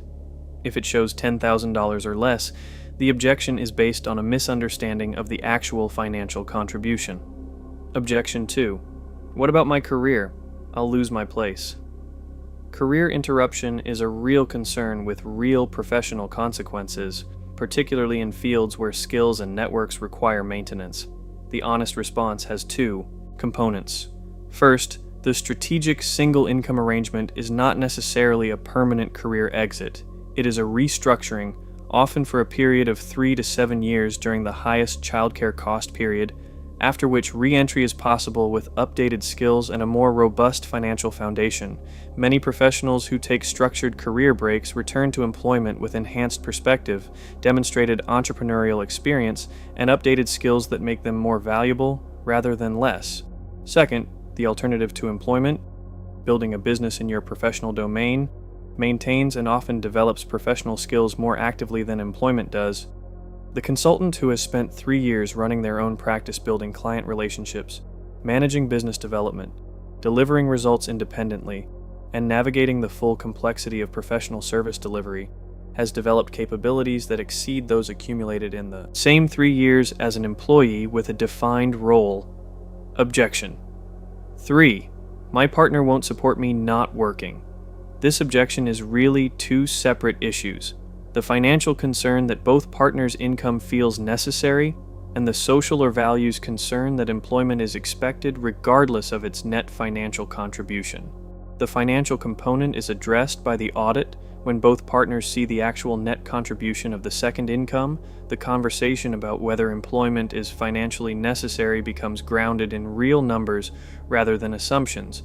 The values component requires honest conversation about what each partner actually values in the employment: financial security, professional identity, social connection, intellectual engagement, and whether those values can be served through alternatives that don't require full-time employment. A partner who values financial security is better served by accurate financial information than by the assumption of security that a gross income number provides.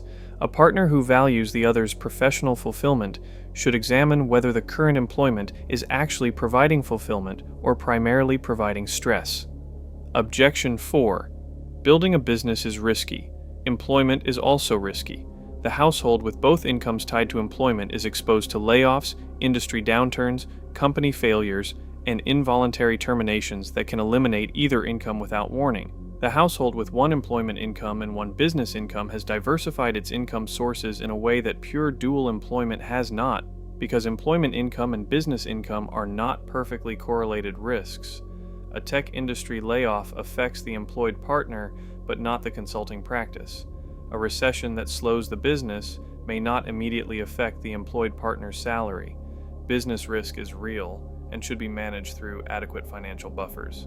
Diversified client relationships and realistic assessment of the business's income trajectory. It is not, however, uniquely risky relative to employment and the potential upside of business income in scale, in equity value, in tax efficiency, in scheduling freedom, substantially exceeds the upside available from employment.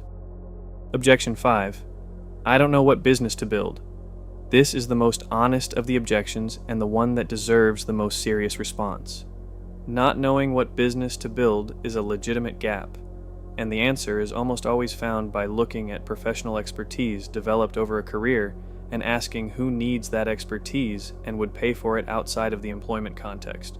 Almost every professional skill that is valuable inside an organization is also valuable outside one, to other organizations that can't afford full-time staff, to smaller businesses that lack internal expertise, to individuals who need the capability the professional has developed. The HR professional becomes an HR consultant. The marketing director becomes a fractional CMO. The accountant builds a bookkeeping practice. The engineer offers technical consulting. The teacher builds educational content. The gap between expertise and business is almost always smaller than it appears from inside the employment context, where the expertise feels ordinary because everyone around you has it. Chapter 21. The practical first steps. Starting from where you are. Let's close the content chapters with the specific, actionable first steps that any household, regardless of current financial situation, regardless of where they are in the dual income cycle, can take this week toward either improving the financial efficiency of their current arrangement or beginning the transition toward a more strategic structure. This week, run the audit. The single most important first step is the one that makes everything else possible, running the two-income audit with real numbers from your actual household. This is a 30-minute exercise that requires your last 2 pay stubs, your last month's bank and credit card statements, and the worksheet structure from Chapter 8. Do this together as a couple with both partners present and both partners' numbers on the table. The audit is most useful and most honest when both partners see the complete picture simultaneously, rather than one partner presenting conclusions to the other. The shared discovery of the actual numbers, whatever they reveal, creates a shared foundation for the decisions that follow. This month, identify the 3 largest employment costs from the audit. Identify the 3 largest costs associated with the second employment. For most households, these will be taxes, childcare, and vehicle costs. Research whether any of them can be meaningfully reduced without changing the employment arrangement, a different childcare provider, a vehicle trade down, a remote work arrangement that eliminates commuting costs, a dependent care FSA that reduces childcare's after-tax cost. The goal of this step is not dramatic restructuring, but incremental optimization, capturing the easiest savings from the current arrangement as a first step toward a more comprehensive improvement. This quarter, explore the business or investment alternative use 1 hour per week over the next 3 months to research and plan the alternative income source that would make the strategic transition possible. Not building it yet, researching it. What business would leverage your professional expertise? What would it cost to start? What would the realistic income trajectory look like? Who would the first clients be? What would the first product be? This research phase is the bridge between the current arrangement and the alternative, and it frequently produces a much clearer and more actionable vision of the transition than the person who has never explored it imagines is possible. Many people who complete this research phase discover that the business is significantly more accessible, both in startup requirements and in income potential, than they assumed, which changes the risk calculus of the transition substantially. This year, build the buffer. Whatever transition you're considering, whether it's a full strategic single income restructuring or a more modest optimization of the current arrangement, it requires financial runway. The target, 6 months of essential expenses in liquid savings, all high-interest debt eliminated, and a mortgage or rent calibrated to the single income rather than the combined income. Building this buffer while maintaining dual income is the preparation phase for every transition option. It reduces the risk of the transition, extends the runway available for the business building phase, and creates the financial security that makes the psychological transition from employee to entrepreneur possible without the desperation that insufficient runway produces. The buffer building phase is also the phase during which the clarity and commitment required for the transition develops. The household that spends 12 months building financial runway while researching the business alternative, running the numbers honestly, and having direct conversations about the values and goals each partner holds arrives at the transition point with far more confidence and far more probability of success than the household that makes the change impulsively in response to a crisis. Chapter 22, The Social Pressure Trap. Why everyone around you is doing it wrong together. Here's the dimension of the two-income trap that makes it most resistant to change. More resistant than the financial mechanics, more resistant than the tax structure, more resistant than the childcare arithmetic. It is the social dimension. The powerful, pervasive, largely invisible pressure to maintain dual employment regardless of its actual financial contribution, because everyone you know is doing it, and departing from the norm requires a level of social confidence that most people find genuinely difficult to summon.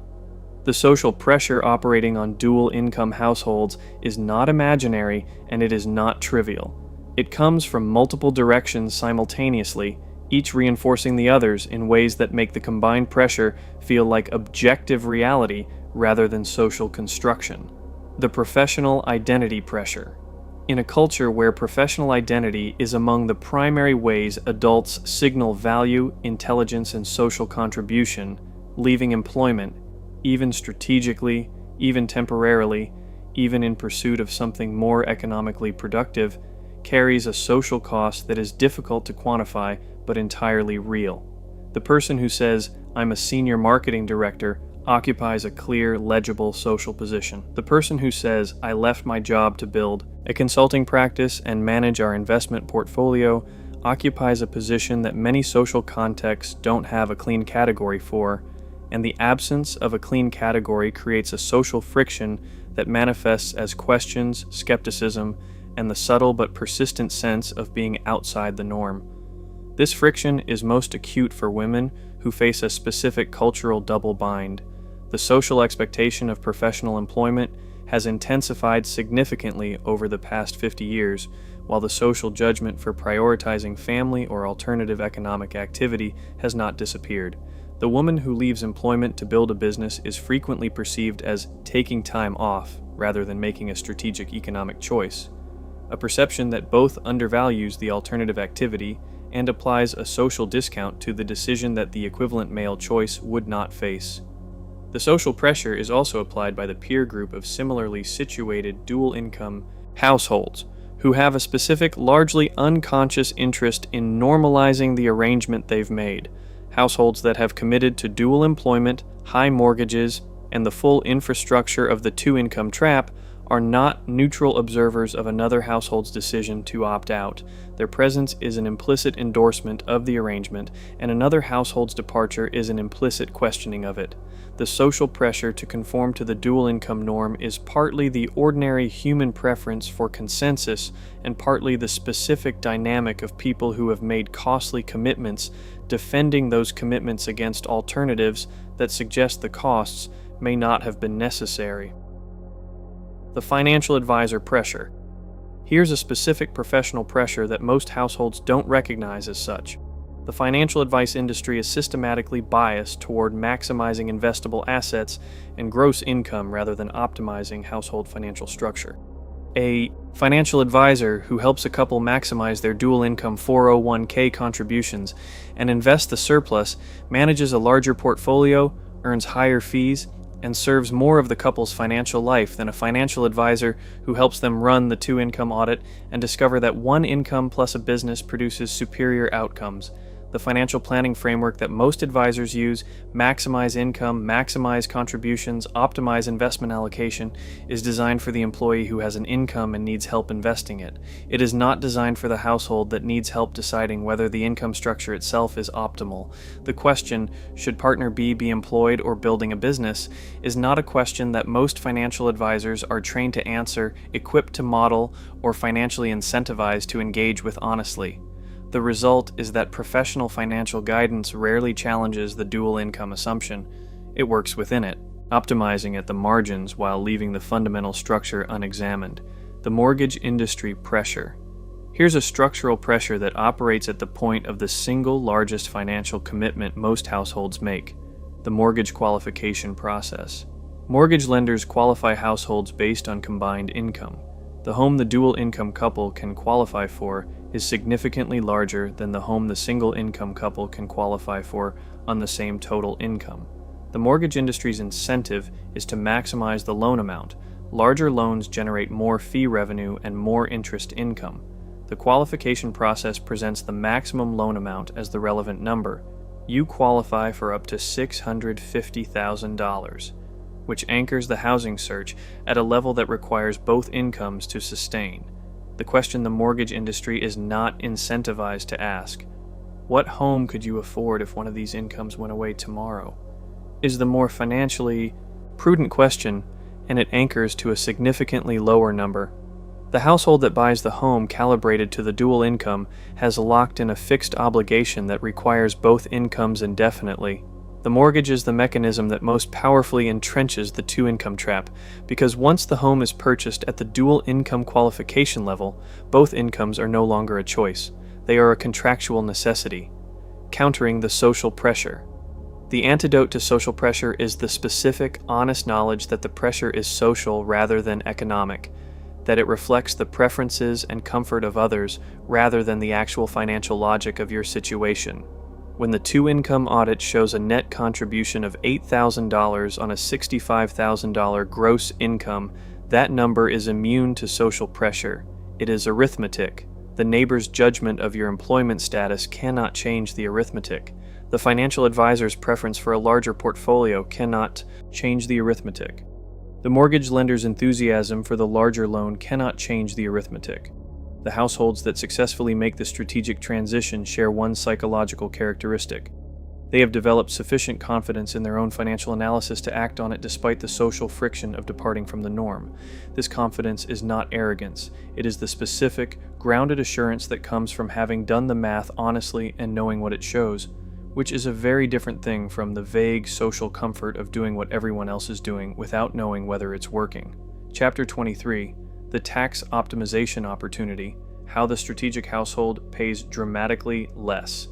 Let's spend a focused chapter on the tax dimension of the strategic single-income household, because the tax advantages of the business-building partner arrangement are significant, concrete, and almost never discussed in the context of the dual-income versus single-income comparison.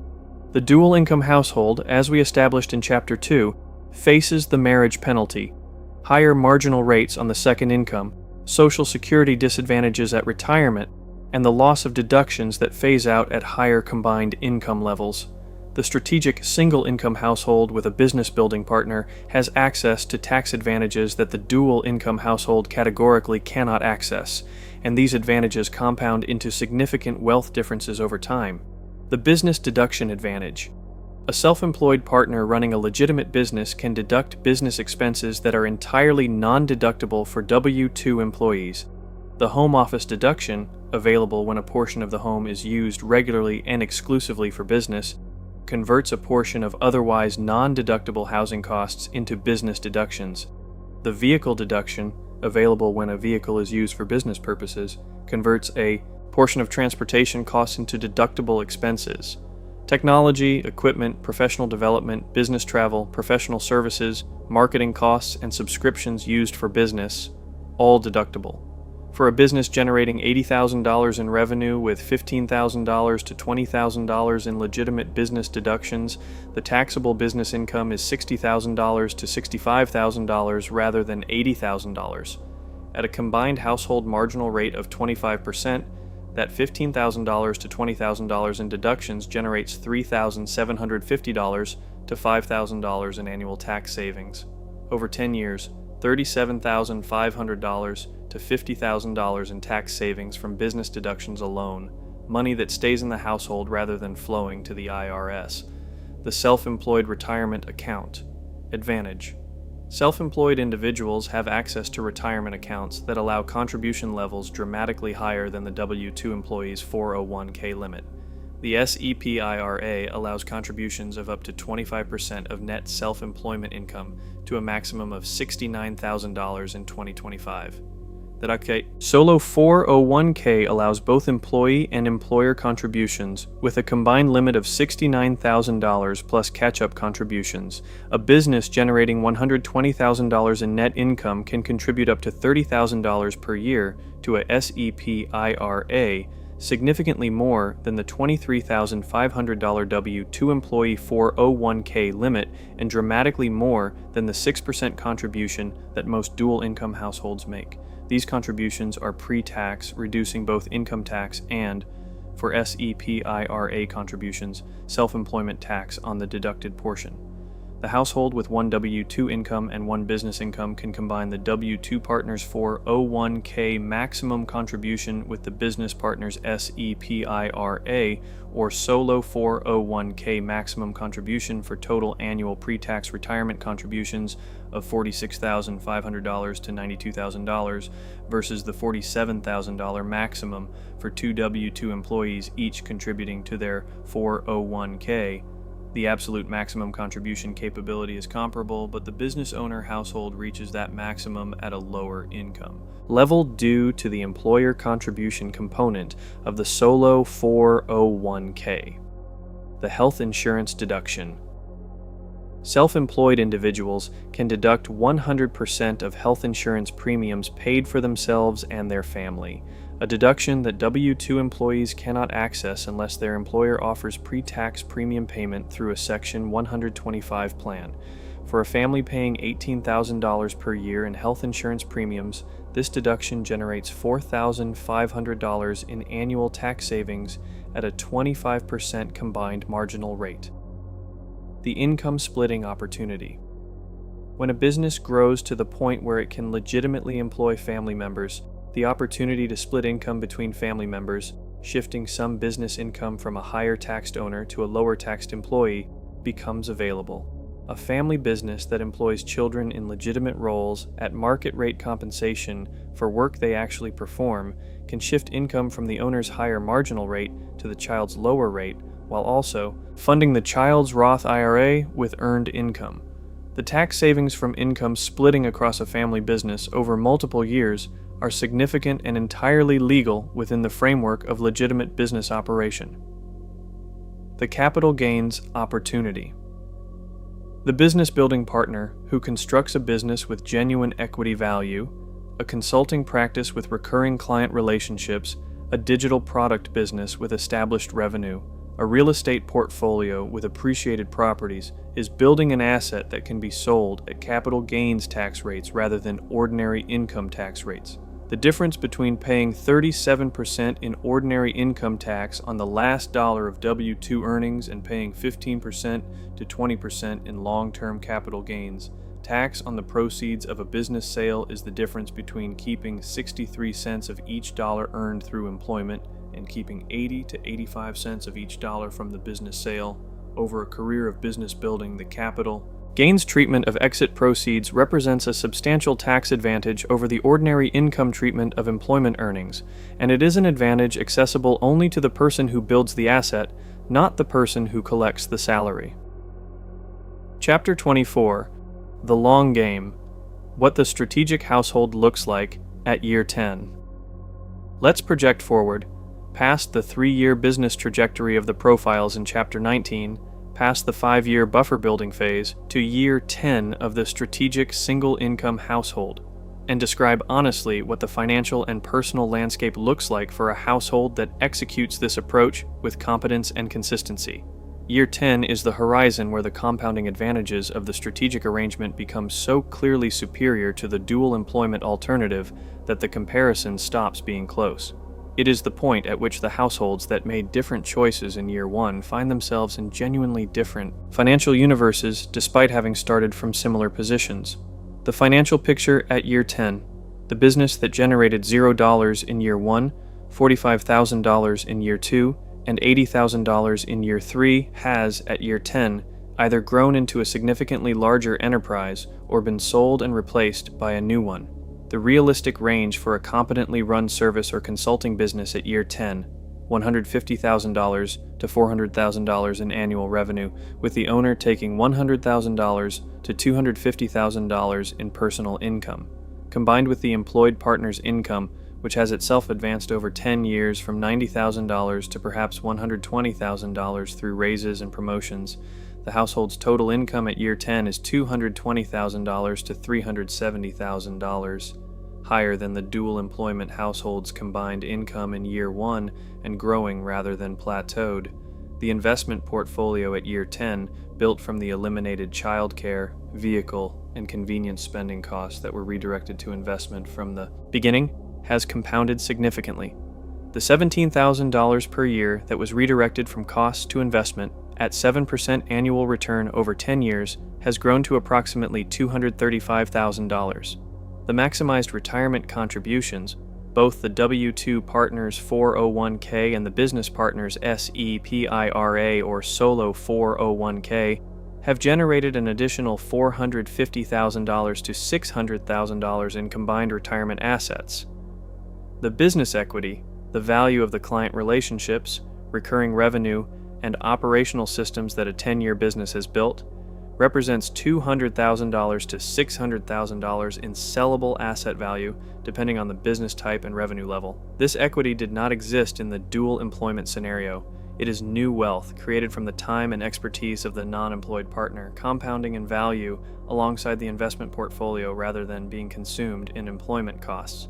Real estate equity, for the households that use the non-employed partner's available time to build a rental property portfolio, adds another $200,000 to $500,000 in net asset value at year 10, generated from active management that the dual income household was too time constrained to pursue.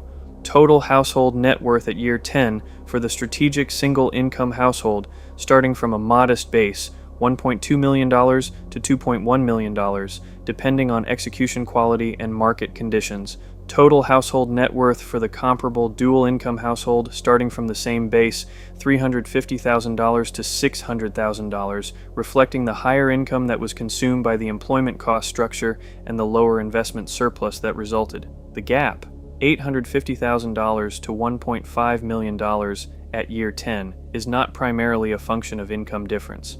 It is a function of structure, the accumulation efficiency of the strategic household versus the consumption efficiency of the dual employment household. The personal picture at year 10. The financial difference is significant.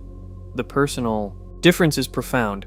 The employed partner at year 10 has advanced their career from a position of stability rather than desperation. They were never financially fragile enough to accept a bad promotion, stay in a toxic workplace, or avoid a risk that could have accelerated their advancement. The household's financial security provided the professional confidence to negotiate well, to change employers when better opportunities appeared, and to take the career risks that generate the outsized career outcomes. The business-building partner at year 10 is 10 years into a professional identity that is entirely their own, a practice, a portfolio, a creative enterprise that bears their name and reflects their expertise in ways that employment never does. They have spent a decade developing skills, relationships, and capabilities that compound rather than reset every time an employer decides to reorganize. They have built something with equity value that employment cannot produce. The children at year 10 are 10 years into a childhood that had a parent available for pickup, for conversations, for the ordinary moments that aggregate into the kind of childhood that research associates with secure attachment, strong academic development, and healthy emotional regulation. The economic value of this investment is not visible on any balance sheet. Its effects will be visible for decades.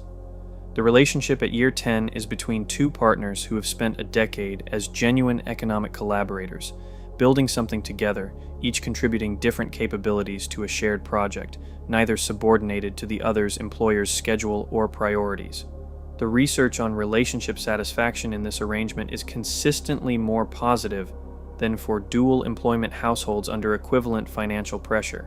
The household at year 10 has options, genuine, substantive options, that the dual income household does not. The option to retire early because the wealth base supports it. The option to take extended travel because the business can be managed remotely or paused. The option to pivot to something new because the financial security allows risk-taking that a mortgage and two salaries dependency does not. The option to give generously because the wealth accumulation has created surplus rather than the perpetual constraint that high fixed costs produce. This is the long game. This is what the strategic single-income household is building toward, not the sacrifice of income for values, but the construction of a superior financial architecture that produces more wealth, more security, more freedom, and more of what actually matters than the default dual employment structure that most households accept without examination. The math got you here. The decision is yours. Chapter 25. The Couples Who Did It Wrong. The warning patterns to avoid. Here's the chapter that balances the success profiles from Chapter 19 with equal honesty about the households that attempted the strategic single-income transition and struggled, not to discourage the path, but because the specific failure modes are identifiable, avoidable, and worth understanding before you're inside them. The failures are not random. They cluster around a small number of predictable patterns that appear consistently across households that made the transition without adequate preparation or with specific structural mistakes. Understanding these patterns in advance is the difference between a transition that works and one that creates more financial stress than it resolves. Failure pattern. 1. Transitioning without a plan for the non-employed partner's time. The most common and most financially damaging failure pattern. One partner leaves employment with a vague intention to start something or figure it out, rather than a specific, researched, actionable plan for what the liberated time will produce. The assumption underlying this failure is that time abundance automatically converts into income abundance, that the freedom from employment will somehow generate clarity, motivation, and opportunity that the employed schedule was suppressing. Sometimes this is true. More often, the absence of structure that employment provides creates a different kind of paralysis. Too many options, insufficient accountability, and the gradual drift toward lower leverage activities that feel productive but don't generate income.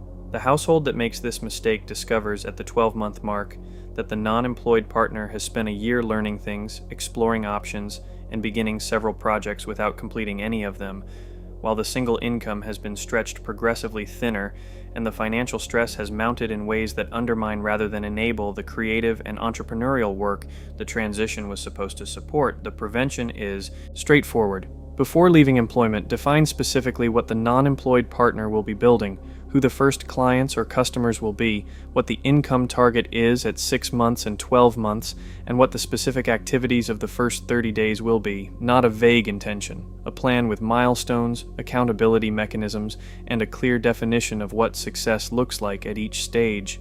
The plan doesn't need to be perfect. It needs to be specific enough to provide direction when motivation fluctuates and the temptation to drift toward comfortable but low-leverage activities is strongest. The specificity of the plan is the guardrail that keeps the liberated time from evaporating into pleasant but financially unproductive activity. Failure pattern. 2. Leaving employment before the financial buffer is adequate. The second most common failure pattern, making the transition before the household has built sufficient financial runway to absorb the income reduction period without crisis. The income reduction period, the gap between when the employment income ends and when the alternative income reaches a meaningful level, is the most financially vulnerable period of the strategic transition. It is the period when the business is being built, when revenue is inconsistent, when unexpected costs arise, and when the psychological pressure of insufficient income creates decision-making conditions that are exactly wrong for the patient, strategic thinking that business building requires. The household that enters this period with 3 months of savings runs out of runway before the business has had adequate time to develop traction. The pressure to generate income immediately leads to taking bad clients at low rates, making reactive decisions that compromise the business's long-term positioning, and ultimately returning to employment not from strategic choice but from financial desperation. Exactly the outcome the transition was designed to avoid. The adequate buffer for most transitions, 6 to 12 months of essential expenses in liquid savings, all high-interest consumer debt eliminated, and a mortgage payment demonstrably coverable on the single employment income alone. These are not conservative targets. They are the minimum financial conditions under which the transition has a reasonable probability of success. Attempting the transition without them is not brave entrepreneurship. It is creating unnecessary pressure that undermines the quality of the work the transition is supposed to enable. Failure pattern. 3. The identity crisis that derails everything. Here's the failure pattern that financial planning cannot prevent and that blindsides many people who have done the financial preparation correctly. The identity crisis that arrives when a person who has organized their self-concept around professional employment stops being employed. Professional identity is deeply embedded for most adults who have spent years in a career. The job title, the employer brand, the colleagues, the structure, the daily confirmation of competence through professional tasks, these are not incidental features of employment. They are, for many people, the primary architecture of self-perception. When employment ends, the architecture comes with it, and the resulting identity vacuum is more disorienting, more painful, and more practically disruptive than most people anticipate. The non-employed partner who is building a business in year 1 is frequently doing so from a position of psychological uncertainty that employment masked. The questions that employment answered, am I capable? Am I contributing? Do I have value? Are suddenly unanswered, and the early-stage business's modest revenue provides insufficient psychological evidence to replace the daily confirmation that employment provided. This identity crisis manifests practically as difficulty making decisions about the business without external validation, resistance to charging appropriately because the self-assessment of value is temporarily distorted, social withdrawal from professional peer groups where the employment status gap creates discomfort, and the specific form of procrastination that comes from fear of failure rather than lack of time or knowledge. The prevention has 2 components. First, develop clarity about the non-professional dimensions of identity, the values, relationships, and activities that constitute who you are independent of what you do for income before leaving employment, so that the transition is from one identity framework to another, rather than into a vacuum. Second, build external accountability structures, a business coach, a peer group of other entrepreneurs, a mastermind group, a mentor relationship that provide the external confirmation of capability and progress that the internal self-assessment struggles to provide during the transition period. Failure pattern. 4. The relationship imbalance that poisons the partnership. Here's the failure pattern that most financial analyses of single-income households completely miss. The relationship dynamic that emerges when the employed partner's income becomes the household's sole financial resource and the non-employed partner's contributions are economically invisible. In theory, the strategic single-income arrangement is an economic partnership, each partner contributing different but equivalent value, one through employment income and one through business building, investment management, household optimization, and family investment. In practice, the psychological and social dynamics of financial dependency can create an imbalance that, unaddressed, becomes the arrangement's most significant liability. The employed partner who is providing the sole income can develop, consciously or not, a sense of financial authority that translates into unequal decision-making power, reduced respect for the non-employed partner's economic contributions, and a gradual drift toward the traditional dependency model rather than the strategic partnership model. The non-employed partner, dependent on the employed partner's income for personal spending and household purchases, can experience a gradual erosion of financial confidence and autonomy that undermines both their business-building motivation and their sense of equal standing in the relationship. These dynamics are not inevitable. They are the product of specific, addressable choices. how the household manages money between partners, how the non-employed partner's economic contributions are valued and communicated, and how financial decisions are made jointly versus unilaterally. The practical solutions establish a clear, equal personal spending allocation for each partner that is not subject to the other partner's approval. Calculate and explicitly acknowledge the non-employed partner's economic contributions, the childcare costs saved, the property management costs saved, the business revenue generated, the investment returns optimized in the same terms as the employed partner's salary. Make major financial decisions jointly, with both partners' input carrying equal weight, regardless of who provided the income. The relationship infrastructure that treats each partner as an equal economic contributor is the foundation on which the strategic arrangement's financial advantages can actually be captured. Chapter 26: The Generational Wealth Dimension. What this choice means beyond your lifetime. Here's the final content chapter, the one that extends the analysis beyond the household's financial outcomes during the partners' working lives and into the generational dimension. What the strategic single-income household's wealth accumulation means for the next generation, and how the wealth gap between dual-employment households and strategic households compounds across generations in ways that are both economically significant and worth planning deliberately. Generational wealth transfer is the mechanism by which economic advantage compounds across lifetimes, and the difference between the strategic household's $1.5 to $2 million net worth at year 10 and the dual employment household's $400,000 to $600,000 net worth at the same point is not just a current living standard difference. It is a difference in the economic foundation available to the next generation. The education investment difference. The household with $1.5 million in net worth at the children's college entry age has options that the $500,000 household does not: the ability to pay for education without student loans, or to make strategic education investments in private schools, enrichment programs, and specialized training during the K to 12 years, creates compounding educational advantages that translate into career and income advantages over the child's lifetime. Student loan debt affects 43.2 million Americans and averages $37,693 per borrower. The adult who enters their career without student loan debt has approximately $400 to $600 per month in cash flow that their indebted peers are directing to loan payments. Cash flow that, invested from age 22, generates an additional $800,000 to $1.2 million by retirement.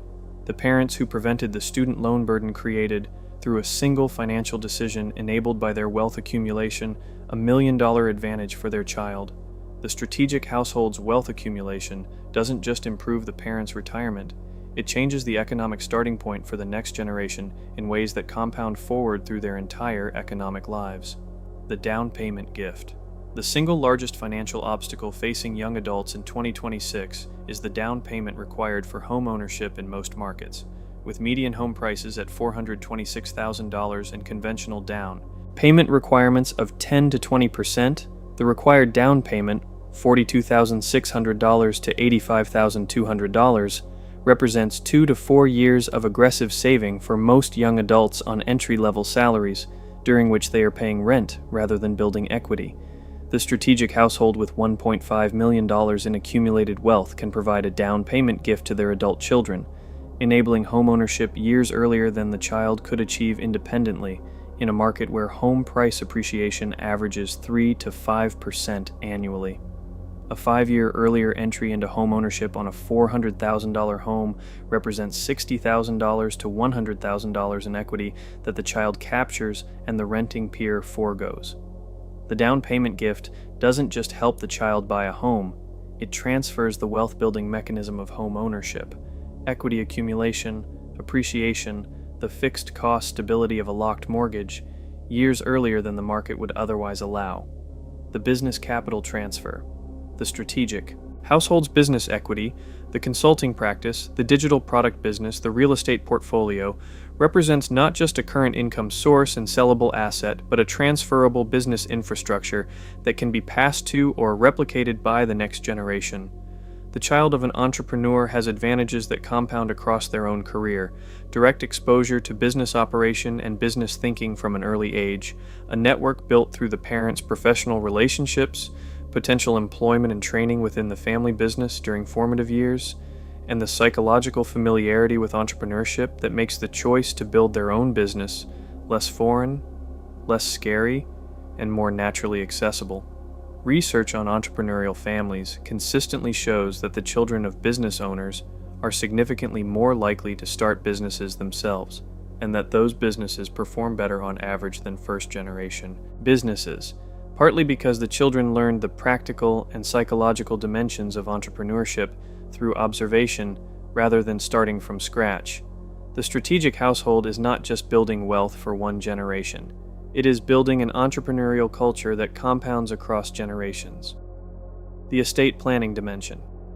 The $1.5 to $2 million net worth accumulated by the strategic household over 10 to 20 years of disciplined execution creates an estate planning consideration that the dual employment household with $400,000 to $600,000 in net worth does not face at the same scale.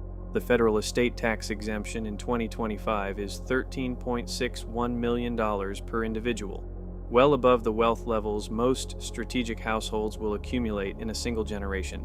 But state estate taxes vary, and the structure of asset ownership, whether wealth is held in retirement accounts, taxable investment accounts, business equity, or real estate, significantly affects the tax efficiency of the transfer to the next generation. The Roth IRA is the single most valuable generational wealth transfer vehicle available to most households. Contributions grow tax-free, qualified withdrawals are tax-free, and the account can be left to heirs who then take tax-free distributions over their own lifetimes. The strategic household that maximizes Roth IRA contributions over 20 to 30 years, enabled by the business income that supports high contribution levels, creates a generational tax-free wealth vehicle that the dual employment household, with its lower investable surplus and less sophisticated tax planning, rarely develops at the same scale. The business equity transfer, structured through gifting programs, family limited partnerships, or direct sale to children at favorable terms, allows the business building partner's lifetime work to transition to the next generation with significant tax efficiency. These structures require planning, professional guidance, and intentional execution, all of which are more accessible to the strategic household that is invested in financial expertise than to the dual employment household that has been too time-constrained to develop it. The most valuable inheritance. Here's the dimension of generational wealth that no estate plan captures and no financial model quantifies: the values, habits, and financial intelligence that the strategic household transfers to its children through lived example rather than deliberate instruction. Children who grow up in a household where financial decisions are made deliberately, where business building is a normal part of family life, where investment and wealth accumulation are discussed openly and treated as achievable, and where financial security is the product of strategic thinking rather than the hope of continued employment, these children develop a relationship with money that is qualitatively different from the relationship developed by children whose household financial experience is characterized by the stress, scarcity, and perpetual constraint of the two-income trap. The household that models financial agency, the conviction that financial outcomes are the product of deliberate choices rather than external circumstances, transmits that agency to the next generation. The household that models financial anxiety, the sense that money is perpetually insufficient, that financial security depends on maintaining both employments at all costs, that there is never enough regardless of what the income statement says, transmits that anxiety instead. The most valuable inheritance the strategic single-income household leaves its children is not the down payment gift or the funded Roth IRA or the business they can join or replicate. It is the demonstrated, lived evidence that financial life can be structured deliberately, that the default is not the only option, that the math can be examined. Honestly, that the standard script can be rewritten, and that the household willing to think carefully about its economic structure can build something qualitatively and quantitatively superior to what the default delivers. That inheritance compounds forever. Conclusion: the richer life that one income can actually buy. Let's come back to where we started, to the dual income household earning $150,000 or $180,000 that somehow feels like it's earning $80,000. The household that is doing everything right according to the script of modern American economic life and arriving somehow at less security and less discretionary income than their parents had on one salary adjusted for inflation. The two-income trap is not a moral failure. It is not the result of irresponsibility or poor character or insufficient effort. It is the mathematically predictable result of a specific economic structure: high marginal taxes on second incomes, front-loaded childcare costs, housing, markets inflated by dual income bidding, fixed cost structures that consume income before it can accumulate, that was not designed with household financial optimization in mind, and that nobody presents honestly at the moment when couples are making the decisions that lock them into it. The honest picture is this: for a significant portion of dual income households, particularly those with young children, those in expensive markets, those where the second income falls below the child care and taxes threshold, the second employment is contributing far less to the household's net financial position than the gross income suggests. In some cases, it is contributing nothing.